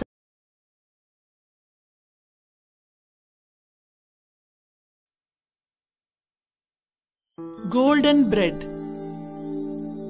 ಒಂದಾನೊಂದು ಕಾಲದಲ್ಲಿ ಸಣ್ಣ ಹಳ್ಳಿಯಲ್ಲಿ ಮೇರಿ ಎಂಬ ಮಹಿಳೆ ತನ್ನ ಏಕೈಕ ಮಗಳು ರೋಸಿಯೊಂದಿಗೆ ವಾಸಿಸುತ್ತಿದ್ದಳು. ಮದುವೆಯ ಅತ್ಯಂತ ವಿನಮ್ರ ಮತ್ತು ಸಿಹಿಯಾಗಿದ್ದಳು. ಆದರೆ ರೋಸಿ ಸಂಪೂರ್ಣವಾಗಿ ವಿರುದ್ಧವಾಗಿದ್ದಳು. ಅವಳು ಹೇಳಲಾಗದಷ್ಟು ಸುಂದರವಾಗಿದ್ದಳು. ರೋಸಿ, ಈ ಬೀಜಗಳನ್ನು ನೆಡಲು ನೀನು ನನಗೆ ಸಹಾಯ ಮಾಡುತ್ತೀಯಾ? ನಾನೇಕೆ ಹಾಗೆ ಮಾಡಲಿ? ನನ್ನ ಬೆರಳುಗಳು ಕೊಳೆಯಾದರೆ ಏನು? ಅದು ನನಗೆ ಮುಖಕ್ಕೆ ಬಂದರೆ ಅದೇ ರೋಸಿಗೆ ಸಮಸ್ಯೆ ಆಗಿತ್ತು. ಅನೇಕ ಮದುವೆ ಪ್ರಸ್ತಾಪಗಳನ್ನು ಹೊಂದಿದ್ದಳು. ಎಲ್ಲವನ್ನು ತಿರಸ್ಕರಿಸಿದಳು. ಆ ಮನುಷ್ಯರನ್ನು ನೀನು ಏಕೆ ಕಳುಹಿಸಿದ್ದೀರಿ? ನೀವು ಗಂಭೀರವಾದ ತಾಯಿಯಾಗಲು ಸಾಧ್ಯವಿಲ್ಲ. ಅವರಲ್ಲಿ ಒಬ್ಬರಿಗೆ ತುಂಬಾ ಚಿಕ್ಕ ಕಣ್ಣುಗಳಿವೆ, ಬಹುತೇಕ ಹಕ್ಕಿಯಂತೆ, ಮತ್ತು ಇನ್ನೊಬ್ಬರಿಗೆ ದೊಡ್ಡ ಮೂಗು ಇದೆ. ಅವನು ಸೀನುವಾಗ ನಾನು ಅವನ ಹತ್ತಿರ ಇರಲು ಬಯಸುವುದಿಲ್ಲ. ಮತ್ತು ಕೊನೆಯದು, ನಿಲ್ಲಿಸು. ಬೇಡ ಮಗಳೇ, ಸೌಂದರ್ಯವೇ ಎಲ್ಲವಲ್ಲ. ತಾಯಿ, ನನಗೆ ರಾಜಕುಮಾರ ಅಥವಾ ನೈಟ್ ಬೇಕು. ನನಗೆ. ಒಂದು ರಾತ್ರಿ ಅವಳು ಮಲಗಿದ್ದಾಗ ಅವಳ ತಾಯಿ ಅವಳನ್ನು ನೋಡುತ್ತಿದ್ದರು. ಆ ಕ್ಷಣದಲ್ಲಿ ರೋಸಿ ತನ್ನ ನಿದ್ರೆಯಲ್ಲಿ ನಗುತ್ತಾಳೆ. ಅವಳ ತಾಯಿಗೆ ತುಂಬಾ ಆಶ್ಚರ್ಯವಾಯಿತು. ಎಷ್ಟು ಚೆನ್ನಾಗಿದೆ, ಅವಳು ನಿಜವಾಗಿಯೂ ತಮಾಷೆಯ ಕನಸು ಕಾಣುತ್ತಿರಬೇಕು. ಮರುದಿನ ಬೆಳಿಗ್ಗೆ ರೋಸಿ ಎಲ್ಲಾ ನಗು ಮತ್ತು ನಗುವಿನೊಂದಿಗೆ ಎಚ್ಚರವಾಯಿತು. ಮಗಳೇ, ನಿನ್ನೆ ರಾತ್ರಿ ನೀನು ಏನು ಕನಸು ಕಂಡೆ ಎಂದು ಹೇಳು. ಸರಿ ಅಮ್ಮ, ನಿಮಗೆ ಗೊತ್ತಾ, ಈ ರಾಜಕುಮಾರನು ನನ್ನನ್ನು ಮದುವೆಯಾಗಲು ಬಯಸಿದ್ದನು. ಅವನು ಚಿನ್ನದ ಗಾಡಿಯಲ್ಲಿ ಬಂದಿದ್ದನು ಮತ್ತು ಅವನು ಮೇಲಿನಿಂದ ಕೆಳಗಿನವರೆಗೆ ಚಿನ್ನದ ಬಟ್ಟೆಯನ್ನು ಧರಿಸಿದ್ದನು. ಎಂತಹ ಕನಸು ಅದು? ಇದೊಂದು ವಿಚಿತ್ರ ಕನಸು. ಅಮ್ಮ, ಅಲ್ಲಿ ಚಿನ್ನದ ಬ್ರೆಡ್ ಇತ್ತು. ತಾಯಿ ಮಗಳ ಬಗ್ಗೆ ಚಿಂತಿತರಾಗಿದ್ದರು. ಒಂದು ದಿನ ಅವಳು ಇಬ್ಬರು ಸ್ನೇಹಿತರು ಬೆಲ್ಲಿ ಮತ್ತು ಜಾನ್ ಮೇರಿಯನ್ನು ಭೇಟಿ ಮಾಡಲು ಬಂದರು. ಅವರಲ್ಲಿ ಒಂದು ರಹಸ್ಯವಿದೆ. ಅವರು ಮಾಂತ್ರಿಕ ಜೀವಿಗಳು. ಓ ಜಾನ್, ಓ ಬೆಲ್ಲಿ, ನಾನು ನಿಮ್ಮಿಬ್ಬರನ್ನು ನೋಡಿ ಬಹಳ ದಿನವಾಗಿದೆ. ಹೋ, ನೀವು ಹೇಗಿದ್ದೀರಿ? ನನ್ನ ಮಗಳು ರೋಸಿ ಸ್ವಲ್ಪ ಹೆಚ್ಚು ತಿಳುವಳಿಕೆಯನ್ನು ಹೊಂದಿದ್ದರೆ ನಾನು ಉತ್ತಮ ಎಂದು ಮೇರಿ ಬೆಲ್ಲಿ ಮತ್ತು ಜಾನ್ಗೆ ರೋಸಿಯ ಬಗ್ಗೆ ಅವಳು ಚಿಂತಿಸುತ್ತಿದ್ದಳು ಎಂದು ಹೇಳಿದಳು. ಅವಳು ಚಿನ್ನದಿಂದ ಮಾಡಿದ ಬ್ರೆಡ್ ತಿನ್ನಲು ಬಯಸುತ್ತಾಳೆ. ನಾನು ಅವಳನ್ನು ಏನು ಮಾಡಬೇಕು? ಬಹುಶಃ ಅವಳು ಕನಸು ನನಸಾದರೆ ಅದು ಅದ್ಭುತವಾಗಿರುತ್ತದೆ ಅಲ್ಲವೇ? ಸರಿ, ಪರವಾಗಿಲ್ಲ. ಅವಳು ಕಲಿಯಲು ಬೆಳೆಯುತ್ತಾಳೆ ಎಂದು ನಾನು ಭಾವಿಸುತ್ತೇನೆ. ಈಗ ಬೇರೆ ಯಾವುದನ್ನಾದರೂ ಮಾತನಾಡೋಣ. ನಂತರ ಬೆಲ್ಲಿ ಮತ್ತು ಜಾನ್ ಹೋದರು. ಒಬ್ಬರಿಗೊಬ್ಬರು ರಹಸ್ಯವಾಗಿ ನಗುತ್ತಿದ್ದರು. ಆ ರಾತ್ರಿ ತಾಯಿ ಮತ್ತು ಮಗಳು ಇಬ್ಬರು ಮಲಗಲು ಸಿದ್ಧರಾದರು. ನನ್ನ ಕನಸು ನನಸಾಗುತ್ತದೆ ಎಂದು ನಾನು ಭಾವಿಸುತ್ತೇನೆ, ನಿಮಗೆ ಗೊತ್ತಾ? ಓ ರೋಸಿ. ಮರುದಿನ ರೋಸಿ ಮತ್ತು ಅವಳ ತಾಯಿ ತೋಟದಲ್ಲಿದ್ದಾಗ ಸುಂದರವಾದ ಚಿನ್ನದ ಗಾಡಿಯು ಅವರ ಬಳಿಗೆ ಬಂದಿತು. ಅದು ರತ್ನಗಳು ಮತ್ತು ವಜ್ರಗಳಿಂದ ಹೊದಿಸಿ ಸುಂದರವಾಗಿ ಕಾಣುತ್ತದೆ. ಅದು ನಿಂತಾಗ ಒಬ್ಬ ಸುಂದರ ವ್ಯಕ್ತಿ ಅದರಿಂದ ಹೊರಬಂದು ರೋಸಿಯನ್ನು ನೋಡಿದನು. ಅವಳು ಈ ಸುಂದರ ವ್ಯಕ್ತಿಯನ್ನು ಸಂಪೂರ್ಣವಾಗಿ ಪ್ರೀತಿಸುತ್ತಿದ್ದಳು. ಅಮ್ಮ, ಅಮ್ಮ, ನನ್ನ ಕನಸು ನನಸಾಗುತ್ತಿದೆ. ಏನು? ನಮಸ್ಕಾರ. ರೋಸಿಯ ಮದುವೆಯನ್ನು ಕೇಳಲು ನಾನು ಇಲ್ಲಿಗೆ ಬಂದಿದ್ದೇನೆ. ಆದರೆ ಅವಳ ಹೆಸರು ನಿಮಗೆ ಹೇಗೆ ಗೊತ್ತು? ಮತ್ತು ನೀವು ಯಾರು? ನಾನು ಜಾನ್ಸನ್, ಅದೃಷ್ಟದ ದೇವತೆ. ನಿಮ್ಮ ಮಗಳ ಹೆಸರು ಮತ್ತು ಸೌಂದರ್ಯವು ಪ್ರಪಂಚಾದ್ಯಂತ ತಿಳಿದಿದೆ. ನಾನು ನಿನ್ನನ್ನು ಮದುವೆ ಆಗಲು ಇಷ್ಟಪಡುತ್ತೇನೆ. ಏನು? ಆದರೆ ನೀವು ಅವನನ್ನು ತಿಳಿದಿಲ್ಲ. ಓ, ಎಷ್ಟು ಸಿಲಿ. ಅವನು ಶ್ರೀಮಂತ ಮತ್ತು ಸುಂದರ. ನನಗೆ ಇನ್ನೇನು ಬೇಕು? ಜಾನ್ಸನ್, ನಾನು ನಿಮ್ಮ ಪ್ರಸ್ತಾಪವನ್ನು ಸ್ವೀಕರಿಸುತ್ತೇನೆ. ಮತ್ತು ಅದರೊಂದಿಗೆ ಅವಳು ಅವನ ಗಾಡಿಯನ್ನು ಹತ್ತಿದಳು ಮತ್ತು ತನ್ನ ತಾಯಿಗೆ ವಿದಾಯ ಹೇಳದೆ ದೇವದೂತನೊಂದಿಗೆ ಹೊರಟಳು. ಅವರು ಪ್ರಯಾಣಿಸುತ್ತಿದ್ದಾಗ ಗಾಡಿ ಇದ್ದಕ್ಕಿದ್ದಂತೆ ಮಾಂತ್ರಿಕ ದ್ವಾರವನ್ನು ಪ್ರವೇಶಿಸಿತು. ಅಲ್ಲಿ ಅದು ಬಿರುಗಾಳಿಯ ಪ್ರದೇಶದಲ್ಲಿ ಪ್ರಯಾಣಿಸಿತು. ಗಾಡಿ ಡಿಕ್ಕಿಯಾಯಿತು ಮತ್ತು ರಾಸಿಗೆ ಭಯವಾಯಿತು. ಚಿಂತಿಸಬೇಡ ನನ್ನ ಪ್ರಿಯ, ಇದೆಲ್ಲವೂ ಶೀಘ್ರದಲ್ಲೇ ಮುಗಿಯುತ್ತದೆ. ಅವನು ಹೀಗೆ ಹೇಳುತ್ತಿದ್ದಂತೆಯೇ ಗಾಡಿ ಮತ್ತೊಂದು ದ್ವಾರದ ಮೂಲಕ ಸಾಗಿ ಬೃಹತ್ ಮತ್ತು ಭವ್ಯವಾದ ಚಿನ್ನದ ಕೋಟೆಯ ದಾರಿಯನ್ನು ತಲುಪಿತು. ರಾಸಿ ಅವಳು ನೋಡಿದ ಎಲ್ಲಾ ಸೌಂದರ್ಯವನ್ನು ನೋಡಿ ಆಶ್ಚರ್ಯಚಕಿತರಾದರು. ನಾನು ಈ ಸಂಪತ್ತಿಗೆ ಅರ್ಹಳು. ನೀವು ಅದನ್ನು ಇಷ್ಟಪಡುತ್ತೀರಿ ಎಂದು ನನಗೆ ತಿಳಿದಿತ್ತು. ನಿಮಗೆ ಬೇಕಾದದನ್ನು ನಾವು ಇಲ್ಲಿ ಕಾಣಬಹುದು. ಅತ್ಯಂತ ಸುಂದರವಾದ ಉಡುಪುಗಳಿಂದ ಹಿಡಿದು ರುಚಿಕರವಾದ ಆಹಾರಗಳವರೆಗೆ ಇದು ಎಲ್ಲಾ ನನ್ನ ಅರಮನೆಯಲ್ಲಿ. ಆಹಾರದ ಬಗ್ಗೆ ಹೇಳುವುದಾದರೆ ಆ ಸವಾರಿಯ ನಂತರ ನನಗೆ ನಿಜವಾಗಿಯೂ ಹಸಿವಾಗಿದೆ. ನಾನು ಅಂತಹ ರುಚಿಕರವಾದ ಆಹಾರ ಸೇವಿಸಬಹುದೇ? ಖಂಡಿತವಾಗಿ. ಇಲ್ಲಿ ಬೆಲ್ಲಿಸಾ ಅವರನ್ನು ಭೇಟಿ ಮಾಡಿ, ಅವಳು ನಿನಗೆ ಏನು ಬೇಕಾದರೂ ಕೊಡಿಸುತ್ತಾಳೆ. ಹಾಯ್ ರೋಸಿ, ನಾನು ನಿಮ್ಮ ಬಗ್ಗೆ ತುಂಬಾ ಕೇಳಿದ್ದೇನೆ. ನಿಮಗೆ ಹಸಿವಾಗಿದೆಯೇ? ಬನ್ನಿ, ನಾನು ನಿಮಗೆ ಸ್ವಲ್ಪ ಆಹಾರ ಕೊಡುತ್ತೇನೆ. ಓ, ಧನ್ಯವಾದಗಳು. ಅವರು ಊಟದ ಕೋಣೆಗೆ ಹೋದರು ಮತ್ತು ಅಲ್ಲಿ ಮೇಜಿನ ಮೇಲೆ ರೋಸಿ ನೋಡಿದ ಅತ್ಯಂತ ಅದ್ಭುತವಾದ ಆಹಾರವಿತ್ತು. ಆಹಾರವು ಅದ್ಭುತವಾಗಿದೆ. ಗೋಲ್ಡನ್ ಬ್ರೆಡ್ ಎಷ್ಟು ಸುಂದರವಾಗಿದೆ. ಈ ಜಾಮ್ ಬ್ರೆಡ್ ನೊಂದಿಗೆ ಸುಂದರವಾಗಿ ಕಾಣುತ್ತದೆ ಮತ್ತು ರುಚಿಯನ್ನು ನೀಡುತ್ತದೆ. ಅವಳು ಅದರ ಮೇಲೆ ರೂಬಿ ಜಾಮ್ ನೊಂದಿಗೆ ಒಂದು ಸ್ಲೈಸ್ ತೆಗೆದುಕೊಂಡು ಒಂದು ದೊಡ್ಡ ಬೈಟ್ ತೆಗೆದುಕೊಂಡಳು. ಇದು ತುಂಬಾ ಕಷ್ಟ. ಇದನ್ನು ನಾನು ತಿನ್ನಲಾರೆ. ಆದರೆ ನನಗೆ ಸಾಮಾನ್ಯ ಬ್ರೆಡ್ ಬೇಕು. ನಾನು ಮನೆಯಲ್ಲಿ ತಿನ್ನಬಹುದಾದ ಬ್ರೆಡ್, ಅದು ನಿಮ್ಮ ಬಳಿ ಇಲ್ಲವೇ? ನಾನು ತಿನ್ನಬಹುದಾದ ಬ್ರೆಡ್, ಅದು ನಿಮ್ಮ ಬಳಿ ಇಲ್ಲವೇ? ನನಗದು ಬೇಕು. ಇಲ್ಲ, ನೀವು ಚಿನ್ನವನ್ನು ತಿನ್ನಬೇಕು. ರೋಸಿ ಆಹಾರವನ್ನು ನೋಡಿದಳು, ಆದರೆ ಅಲ್ಲಿ ತಿನ್ನಲಾಗದ ಎಲ್ಲದಕ್ಕೂ ಎದೆಗುಂದಿದಳು. ಅವಳು ಶೀಘ್ರದಲ್ಲೇ ಅಳಲು ಪ್ರಾರಂಭಿಸಿದಳು. ಓ, ನನಗೆ ಹೋಗಲಿ, ನನಗೆ ಇದು ಬೇಡ. ಆದರೆ ಆಹಾರವು ನಿಜವಾಗಿಯೂ ಉತ್ತಮವಾಗಿದೆ.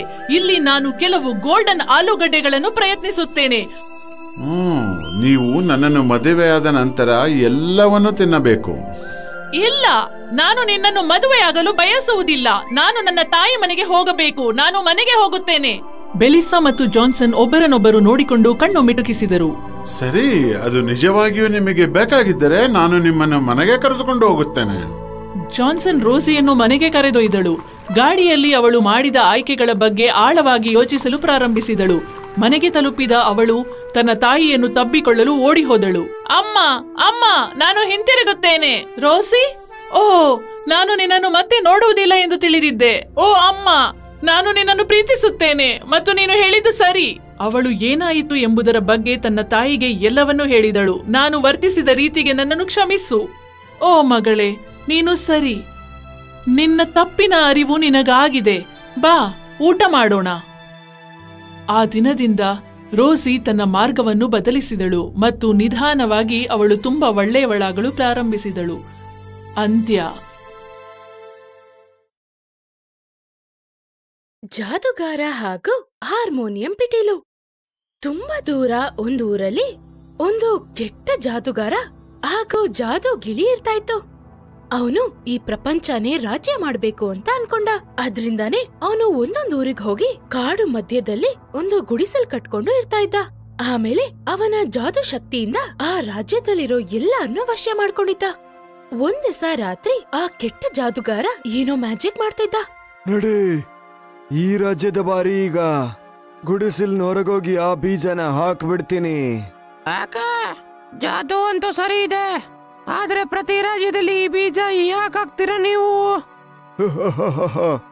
ನಿಂಗದು ಗೊತ್ತಾಗಲ್ಲ ಕಣೋ. ನಾನ್ ಹೀಗೆ ಯಾಕೆ ಮಾಡ್ತೀನಿ ಅಂದ್ರೆ, ನಾನಿಲ್ಲಿಂದ ಹೋದ ನಂತರನು ಜನ ನನ್ ಕಂಟ್ರೋಲ್ ಅಲ್ಲಿ ಇರ್ಬೇಕು. ಅಂದ್ರೆ ನಿಮ್ಮ ಪೂರ್ಣ ಶಕ್ತಿ ಈ ಬೀಜದಲ್ಲಿರುತ್ತಾ? ಸರಿಯಾಗಿ ಹೇಳ್ದೆ ಕಣೋ. ಜಾದುಗಾರ ಮತ್ತೆ ಗಿಳಿ ಬೀಜ ಬಿತ್ತಿ ತಿರ್ಗಾ ಅವ್ರ ಗುಡಿಸಲಿಗೆ ಹೋಗ್ತಾರೆ. ಯಾರೋ ಸುಂದರವಾಗಿ ವೈಲಿನ್ ಬಾರ್ಸೋ ಶಬ್ದ ಅವರಿಗೆ ಕೇಳಿಸ್ತು. ಅದನ್ ಕೇಳಿ ಜಾದುಗಾರ ಅಲ್ಲಿ ಇಲ್ಲಿ ಅಂತ ಹುಡುಕ್ತಾನೆ. ಮಾಂತ್ರಿಕ ಗಿಳಿಯೇ, ಈ ಒಳ್ಳೆ ಸಂಗೀತ ಎಲ್ಲಿಂದ ಬರ್ತಿದೆ ನೋಡಿ ಹೇಳು ನಂಗೆ. ಸರಿ ಸರಿ ಯಜಮಾನ್ರೆ. ಆಮೇಲೆ ಆ ಜಾದುಗಾರನ ಗಿಳಿ ಆ ವೈಲಿನ್ ಶಬ್ದನ ಹುಡುಕೊಂಡು ಅಲ್ಲಿಂದ ಹಾರ ಹೋಗುತ್ತೆ. ಅದೆಲ್ಲಿ ಅಂತ ಕಣ್ಣು ಹಿಡಿದು ತಿರ್ಗಾ ಆ ಜಾದುಗಾರನ ಹತ್ರನೇ ಬರುತ್ತೆ. ಯಜಮಾನ್ರೆ, ಈ ವಾಯ್ಲಿನ್ ನ ಸೌಂಡು ಒಂದು ಕೂಗ್ತಾ ಇರೋ ಸುಂದರ ಯುವತಿಯಿಂದ ಬರ್ತಿದೆ. ಇಂಥ ಒಳ್ಳೆ ಸಂಗೀತದ ಹಿಂದೆ ಆ ಕೂಗೋದ್ರ ರೀಸನ್ ಏನು ಅಂತ. ಆಮೇಲೆ ಆ ಕೆಟ್ಟ ಜಾದುಗಾರ ಒಂದು ಸುಂದರವಾದ ರಾಜಕುಮಾರನಾಗಿ ಬದಲಾಗ್ತಾನೆ. ಆಮೇಲೆ ಆ ಹುಡುಗಿ ಹತ್ರ ಹೋಗ್ತಾನೆ. ಈ ರಾತ್ರಿಯಲ್ಲಿ ನೀವಿಲ್ಲಿ, ನೀವಿಂತ ಕಾಡಲ್ಲಿ ಯಾಕೆ ಹೋಗ್ತಿದ್ದೀರಾ? ನಾನು ಒಬ್ಳೇ ಇಲ್ಲಿದ್ದೀನಿ. ವೈಲಿನ ಇದೆ ಅಲ್ವಾ? ನಮ್ಮ ಅಪ್ಪ ಅಮ್ಮ ತೀರ್ ಹೋದ್ಮೇಲೆ ನಮ್ಮ ಅಣ್ಣ ದುಡ್ಡಿನ ಆಸೆಯಿಂದ ನನ್ನನ್ನ ಫೋರ್ಸ್ ಮಾಡಿ ಒಂದು ಕುಡುಕನ್ ಜೊತೆ ಮದ್ವೆ ಮಾಡ್ದ. ಆದ್ರಿಂದಾನೇ ನಾನು ಈ ಕಾಡಲ್ಲಿ ಕೂತಿದ್ದೀನಿ. ಹೌದಾ, ನಿಮ್ಮ ಹೆಸರೇನು? ಇಷ್ಟೇ ವಿಷಯನಾ? ನಾನೊಬ್ಬ ಮಾಂತ್ರಿಕ. ನನ್ನನ್ನು ಮದುವೆ ಆಗ್ತೀಯಾ ನೀನು? ನನ್ನ ಹೆಸರು ಸಲೋನಿ. ಖಂಡಿತ ಮಾಡ್ಕೋತೀನಿ. ನೀವು ನೋಡಕ್ಕೆ ರಾಜಕುಮಾರ ತರ ಚೆನ್ನಾಗಿದ್ದೀರಾ, ಮತ್ತೆ ನನ್ ಬಗ್ಗೆ ಚಿಂತೆ ಪಡ್ತೀರಾ. ಖಂಡಿತ ಮದ್ವೆ ಆಗ್ತೀನಿ. ಆದ್ರೆ ನಂಗೋಸ್ಕರ ಯಾವಾಗ್ಲೂ ನೀನು ವಾಯ್ಲಿನ್ ಬಾರಿಸ್ಬೇಕು, ಆಗ್ಲೇ ನಾನು ಮ್ಯಾಜಿಕ್ ಮಾಡೋದು. ಸರಿ, ನನ್ ಗಂಡನ್ಗೋಸ್ಕರ ನಾನು ಯಾವಾಗ್ಲೂ ವಯಲಿನ್ ಬಾರಿಸ್ತಾನೆ ಇರ್ತೀನಿ. ಅವಳು ಹೇಳಿದ್ದನ್ ಕೇಳಿ ಗಿಳಿಗೆ ತುಂಬಾನೇ ಖುಷಿ ಆಗತ್ತೆ. ಇವತ್ತು ನಮ್ಮ ಯಜಮಾನ್ರ ಮದುವೆ ಇದೆ, ಇವತ್ತು ನಮ್ಮ ಯಜಮಾನ್ರ ಮದುವೆ ಇದೆ. ಆಮೇಲೆ ಆ ಜಾದುಗಾರನ ಹುಡುಗಿನೂ ಮದ್ವೆ ಆಗ್ತಾರೆ. ಸ್ವಲ್ಪ ದಿವಸ ಕಳೆದ್ ಹೋದ್ಮೇಲೆ ಈ ಹುಡುಗಿ ಬಚ್ಚಿಟ್ಕೊಂಡು ಬ್ಲಾಕ್ ಮ್ಯಾಜಿಕ್ ನ ನೋಡ್ತಾಳೆ. ಆ ಜಾದುಗಾರ ಎಷ್ಟು ಕೆಟ್ಟವನಂತ ಆ ಹುಡುಗಿಗೆ ಗೊತ್ತಾಗುತ್ತೆ. ಅವರ ಗಂಡ ಈ ತರ ಕೆಟ್ಟ ವಿಷಯಗಳನ್ನ ಮಾಡೋದನ್ನ ಬೇಡ ಅಂತ ಅವಳು ಹೇಳ್ತಾಳೆ. ನಿನ್ನೆ ರಾತ್ರಿ ಮಾಟ ಮಂತ್ರ ಮಾಡಿದ್ದನ್ನ ನಾನ್ ನೋಡ್ದೆ. ಈ ರಾಜ್ಯದಲ್ಲಿರೋನ್ನ ವಸಿಯ ಮಾಡೋದ್ರಿಂದ ನಿಮಗೇನ್ ಸಿಗತ್ತೆ? ನಂಗೆ ಹೇಗ್ ಕಾಣುತ್ತೆ ಹಾಗ್ ಮಾಡ್ತೀನಿ. ನಂದರಿಗೆ ಅಡ್ಡ ಬರ್ಬೇಡ, ಮತ್ ನಾನ್ ನಿನ್ನನ್ನು ಬಿಡಲ್ಲ. ಅವ್ರು ಹೇಳಿದ್ದನ್ ಕೇಳಿ ಆ ಗಿಳಿ ಹೇಳುತ್ತೆ, ಶಾಂತವಾಗಿ ಯಜಮಾನ್ರೆ, ಈ ಹುಡುಗಿಗೆ ಕೋಪ ಬಂದ್ರೆ ಅವಳು ವಾಯ್ಲಿನ್ನ ನುಡ್ಸೋದೇ ಇಲ್ಲ. ನಿಮ್ಮೆಲ್ಲ ಜಾದು ಕೂಡ ಹೊರಟೋಗುತ್ತೆ. ಈ ಪ್ರಪಂಚದಲ್ಲಿ ನಾನು ಶಕ್ತಿಶಾಲಿ ಆಗ್ಬೇಕು. ಅದು ಹೇಗಾಗುತ್ತೆ ಅಂದ್ರೆ ನೀನು ವಾಯ್ಲಿನ್ ನುಡಿಸ್ತಿರ್ಬೇಕು. ಅದರ ಸುಂದರವಾದ ಮ್ಯೂಸಿಕ್ ಇಂದ ನಾನಿನ್ನೂ ಒಳ್ಳೆ ಮಾಂತ್ರಿಕತೆ ಮಾಡ್ಬೋದು. ನಾನದನ್ ಮಾಡಲ್ಲ. ಆ ಹುಡುಗಿ ಇನ್ಮೇಲೆ ವೈಲಿನ್ ಬಾರ್ಸಲ್ಲ ಅಂತ ಹೇಳ್ದಾಗ ಆ ಜಾದೂಗಾರ ಅವಳ ಕತ್ತಲ್ಲಿರೋ ಚೈನ್ನ ತಗೊಂಡು ಅವಳ ಪ್ರಾಣನ ಆ ಚೈನ್ ಒಳಗೆ ಹಾಕ್ಬಿಡ್ತಾನೆ. ಆಮೇಲೆ ಆ ಹಾರವನ್ನ ಒಂದ್ ನದಿಯಲ್ಲಿ ಹಾಕ್ಬಿಡ್ತಾನೆ. ನಾನು ನಿನ್ನ ಹಾರನ ಆ ನದಿಯಲ್ಲಿ ಹಾಕಿದ್ದೀನಿ. ಯಾವ ದಿನ ಯಾರಾದ್ರೂ ಆ ಹಾರವನ್ನು ತೆಗೆದು ಮೇಲೆತ್ತಿದ್ರೆ ಆ ದಿನ ನಿಂಗೆ ಮುಕ್ತಿ ಸಿಗುತ್ತೆ. ನಾನು ಬ್ಲ್ಯಾಕ್ ಮ್ಯಾಜಿಕ್ ನ ಮಾಡೋದನ್ನ ಬಿಟ್ಟು ಬಿಡ್ತೀನಿ. ಏನ್ ಮಾಡಿದ್ರಿ ನೀವು? ನಾನ್ ನಿಮ್ ಹೆಂಡತಿ ಅಲ್ವಾ? ನಂಗೇನ್ ಬೇಕೋ ಅದನ್ನೇ ಮಾಡ್ತೀಯ ನೀನು. ವಾಯ್ಲಿನ್ ನ ನುಡ್ಸು, ಇಲ್ಲ ಅಂದ್ರೆ ನಿನ್ನ ಉಸಿರು ನಿಂತೋಗುತ್ತೆ. ಅಯ್ಯೋ ದೇವ್ರೆ, ಒಂದ್ ಕಷ್ಟದಿಂದ ದೂರ ಮಾಡಿ ನನಗ್ ಯಾಕೆ ಇನ್ನೊಂದ್ ಕಷ್ಟನ ಕೊಟ್ಟಿದ್ದೀರಾ? ನನಗ್ ಸಹಾಯ ಮಾಡಕ್ಕೆ ಯಾರು ಇಲ್ವಾ? ಈ ತರ ಹೇಳಿ ಅವರು ಅಳ್ತಾ ಇದ್ರು. ಹಾಗೆ ವೈಲಿನ್ ಬಾರಿಸ್ತಾ ಬಾರಿಸ್ತಾ ಸಲೋನಿ ಅಲ್ಲಿರೋ ಬೀಜಗಳನ್ನ ನೋಡ್ತಾರೆ. ಆಮೇಲೆ ಅವರು ಅದ್ರ ಹತ್ರನೇ ಹೋಗ್ತಾರೆ. ಆದ್ರೆ ಈ ಬೀಜ ತುಂಬಾನೇ ವಿಚಿತ್ರವಾಗಿತ್ತು. ಆಮೇಲೆ ಸಲೋನಿ ಆ ಬೀಜಗಳನ್ನ ಮುಟ್ದಾಗ ಆ ಬೀಜ ಹೇಳುತ್ತೆ, ನೀವು ನನ್ನ ಮುಟ್ಟಿದ್ದಕ್ಕೆ ನಿಮ್ಗೆ ತುಂಬಾ ಧನ್ಯವಾದಗಳು. ಆ ಜಾದೂಗಾರನ ಶಾಪದಿಂದ ನಾನು ಬೀಜವಾಗಿದ್ದೆ. ನಿಮ್ಮಿಂದ ನನ್ಗೆ ಮುಕ್ತಿ ಸಿಕ್ತು. ಅದ್ ಹೇಗೆ? ಆ ಜಾದೂಗಾರ ನನ್ನ ಕೈದು ಮಾಡಿದ್ದ. ಅವನ್ ಹೇಳಿದ ಜಾಗದಲ್ಲಿ ನಾನ್ ಬೆಳಿಲಿಲ್ಲ ಅಂದ್ರೆ ನನ್ನನ್ನ ನಷ್ಟ ಮಾಡ್ತಾನಂತೆ. ನೀವೇ ಹೇಳಿ, ನಾನ್ ಏನ್ ಮಾಡ್ಲಿ? ನಿಮ್ಗೋಸ್ಕರ ಏನಾದ್ರೂ ಮಾಡ್ಬೇಕಂದ್ರೆ ಖಂಡಿತ ಹೇಳಿ. ಆ ಬೀಜ ಹೇಳಿದ್ದನ್ ಕೇಳಿ ಸಲೋನಿ ಯೋಚನೆ ಮಾಡ್ತಾರೆ. ನನ್ನ ಜೀವ ಆ ನದಿಯಲ್ಲಿರೋ ಒಂದು ಹಾರದಲ್ಲಿದೆ. ನಾನು ನಿನ್ನನ್ ತಗೊಂಡ್ ಹೋಗಿ ಆ ನದಿ ಒಳಗ್ ಹಾಕ್ತೀನಿ. ನೀನು ಒಂದು ದೊಡ್ಡ ಮರ ಆಗು. ಅವಾಗ ನನ್ನ ಹಾರ ನಿನ್ನ ಕೊಂಬೆಯಲ್ಲಿ ಸಿಗಾಕೊಂಡು ಆಚೆ ಬರುತ್ತೆ. ಸರಿ, ನಾನು ಹಾಗೆ ಮಾಡ್ತೀನಿ. ನೀವ್ ಅದಕ್ಕೆ ಕಾಯ್ಕೊಂಡಿರಿ. ಮಾರನೇ ದಿವಸ ಆ ಜಾದೂಗಾರ ಮತ್ತೆ ಗಿಳಿ ಬೇರೆ ರಾಜ್ಯಕ್ಕೆ ಹೊರಟ್ ಹೋಗ್ತಾರೆ. ಅವರಿಬ್ರು ಅಲ್ಲಿ ಹೋಗಿ ಯೋಚನೆ ಮಾಡ್ತಿರ್ತಾರೆ. ಅವಾಗ ಗಿಳಿ ಹೇಳತ್ತೆ, ಏನ್ ಆಲೋಚನೆ ಮಾಡ್ತಾ ಇದ್ದೀರಾ ಯಜಮಾನ್ರೆ? ನಾನ್ ಆಲೋಚನೆ ಮಾಡಿದೀನಿ, ಆ ಸಲೋನಿ ಏನಾದ್ರೂ ಹೆಚ್ಚು ಕಮ್ಮಿ ಮಾಡಲ್ಲ ಅಲ್ವಾ? ನೀವಂತೂ ಮಾಂತ್ರಿಕರು ಯಜಮಾನ್ರೆ, ನಿಮ್ಮ ಜಾದುವಿನಿಂದ ನೋಡ್ಕೊಳ್ಳಿ. ಇಲ್ಲ ಕಣೋ, ಸಲೋನಿಯ ವಾಯ್ಲಿನ್ ನಿಂದ ನನ್ನ ದೂರದೃಷ್ಟಿ ಹೊರಟೋಗಿದೆ. ಈ ತರ ಹೇಳಿ ಜಾದೂಗಾರ ಅವನ ಕೆಲ್ಸನ ಶುರು ಮಾಡ್ತಾನೆ. ಆಮೇಲೆ ಇಲ್ಲಿ ಮೆತ್ತಗೆ ಆ ಬೀಜ ಹಾಗೆ ಒಂದು ದೊಡ್ಡ ಮರವಾಗಿ ಬದಲಾಗುತ್ತೆ. ಆಮೇಲೆ ಅದರ ಕೊಂಬೆಗಳು ದೊಡ್ಡದಾಗಿ ಆಚೆವರೆಗೂ ಇರುತ್ತೆ. ಅದರಲ್ಲಿ ಸಲೋನಿಯವರ ಚೈನು ಇತ್ತು. ಸಲೋನಿ ಆ ಹಾರನ ಅವ್ರ ಕೈಯಲ್ಲಿ ತಗೊಂಡು ಆ ಬೀಜದ ಹತ್ರ ಹೇಳ್ತಾರೆ, ಧನ್ಯವಾದ ಬೀಜ, ನನಗೀಗ ಆ ಜಾದೂಗಾರನಿಂದ ಮುಕ್ತಿ ಸಿಗತ್ತೆ. ಮತ್ತೆ ನಿಮ್ಗೆಲ್ಲಾರ್ಗುನು ಮುಕ್ತಿ ಸಿಗತ್ತೆ. ನೀವು ಲೇಟ್ ಮಾಡ್ಬಿಡ್ಬೇಡಿ. ಆ ಜಾದೂಗಾರ ಬರಕ್ ಮುಂಚೆ ನೀವು ಆ ಬ್ಯಾಗಲ್ಲಿರೋ ಎಲ್ಲಾ ಬೀಜನೂ ಸುಟ್ಬಿಡಿ. ಅವಾಗ್ಲೇ ಎಲ್ಲಾರ ಮೇಲೆ ಅವನ ಜಾದೂ ಮುಕ್ತಿ ಆಗತ್ತೆ. ಸಲೋನಿ ತಕ್ಷಣ ಅಲ್ಲಿಂದ ಓಡ್ ಹೋಗಿ ಆ ಬೀಜಗಳ ಹತ್ರ ಹೋಗ್ತಾರೆ. ಇವಾಗ್ಲೇ ಸುಟ್ಬಿಡ್ತೀನಿ. ಅವಾಗ ಸ್ವಲ್ಪ ಹೊತ್ತಾದ್ಮೇಲೆ ಆ ಜಾದೂಗಾರ ತಿರ್ಗಾ ಅಲ್ಲಿಗೆ ಬರ್ತಾನೆ. ಆ ಬೀಜಗಳನ್ನೆಲ್ಲ ಸುಡೋದನ್ನ ನೋಡಿ ಅದನ್ ಕಾಪಾಡಕ್ಕೆ ಓಡೋಗ್ತಾನೆ. ಇಲ್ಲ, ಆದ್ರೆ ಆ ಜಾದೂಗಾರ ಅಲ್ಲಿಗೆ ಹೋಗೋ ಅಷ್ಟ್ರಲ್ಲೇನೆ ಆ ಬೀಜ ಎಲ್ಲ ಬೆಂಕಿಯಲ್ಲಿ ಸುಟ್ಟೋಗಿತ್ತು. ಆಮೇಲೆ ಆ ಬೀಜಗಳೆಲ್ಲ ಸುಟ್ ಹೋದ್ಮೇಲೆ ಆ ಕೆಟ್ಟ ಜಾದೂಗಾರನ ಎಲ್ಲಾ ಶಕ್ತಿಗಳು ಹೊರಟ್ ಹೋಗುತ್ತೆ. ಸಲೋನಿಗೂ ಮುಕ್ತಿ ಸಿಗತ್ತೆ. ನೀನ್ ಹೀಗೆ ಯಾಕೆ ಮಾಡ್ದೆ? ನನ್ನ ಎಲ್ಲ ಜಾದೂಯಿ ಶಕ್ತಿ ಮುಗ್ದೋಯ್ತು. ನಾನೇನ್ ಮಾಡ್ಲಿ ಈಗ? ಆಮೇಲೆ ಸಲೋನಿ ಆ ಜಾದೂಗಾರನಿಗೆ ಅರ್ಥ ಮಾಡಿಸ್ತಾರೆ, ನಾವು ಖುಷಿಯಾಗಿರಕ್ಕೆ ಈ ಪ್ರಪಂಚದಲ್ಲಿ ಇನ್ನ ಎಷ್ಟೋ ವಸ್ತುಗಳಿದೆ ಅಂತ. ಆಮೇಲೆ ನಮ್ ಜೀವನ ತುಂಬಾ ಚೆನ್ನಾಗಿರುತ್ತೆ ಅಂತ ಹೇಳ್ತಾರೆ. ಆಮೇಲೆ ಏನು, ಅವರಿಬ್ರು ಸೇರಿ ಅವ್ರ ಜೀವನನ ತುಂಬಾ ಖುಷಿಯಿಂದ ಚೆನ್ನಾಗಿ ಇದ್ರು.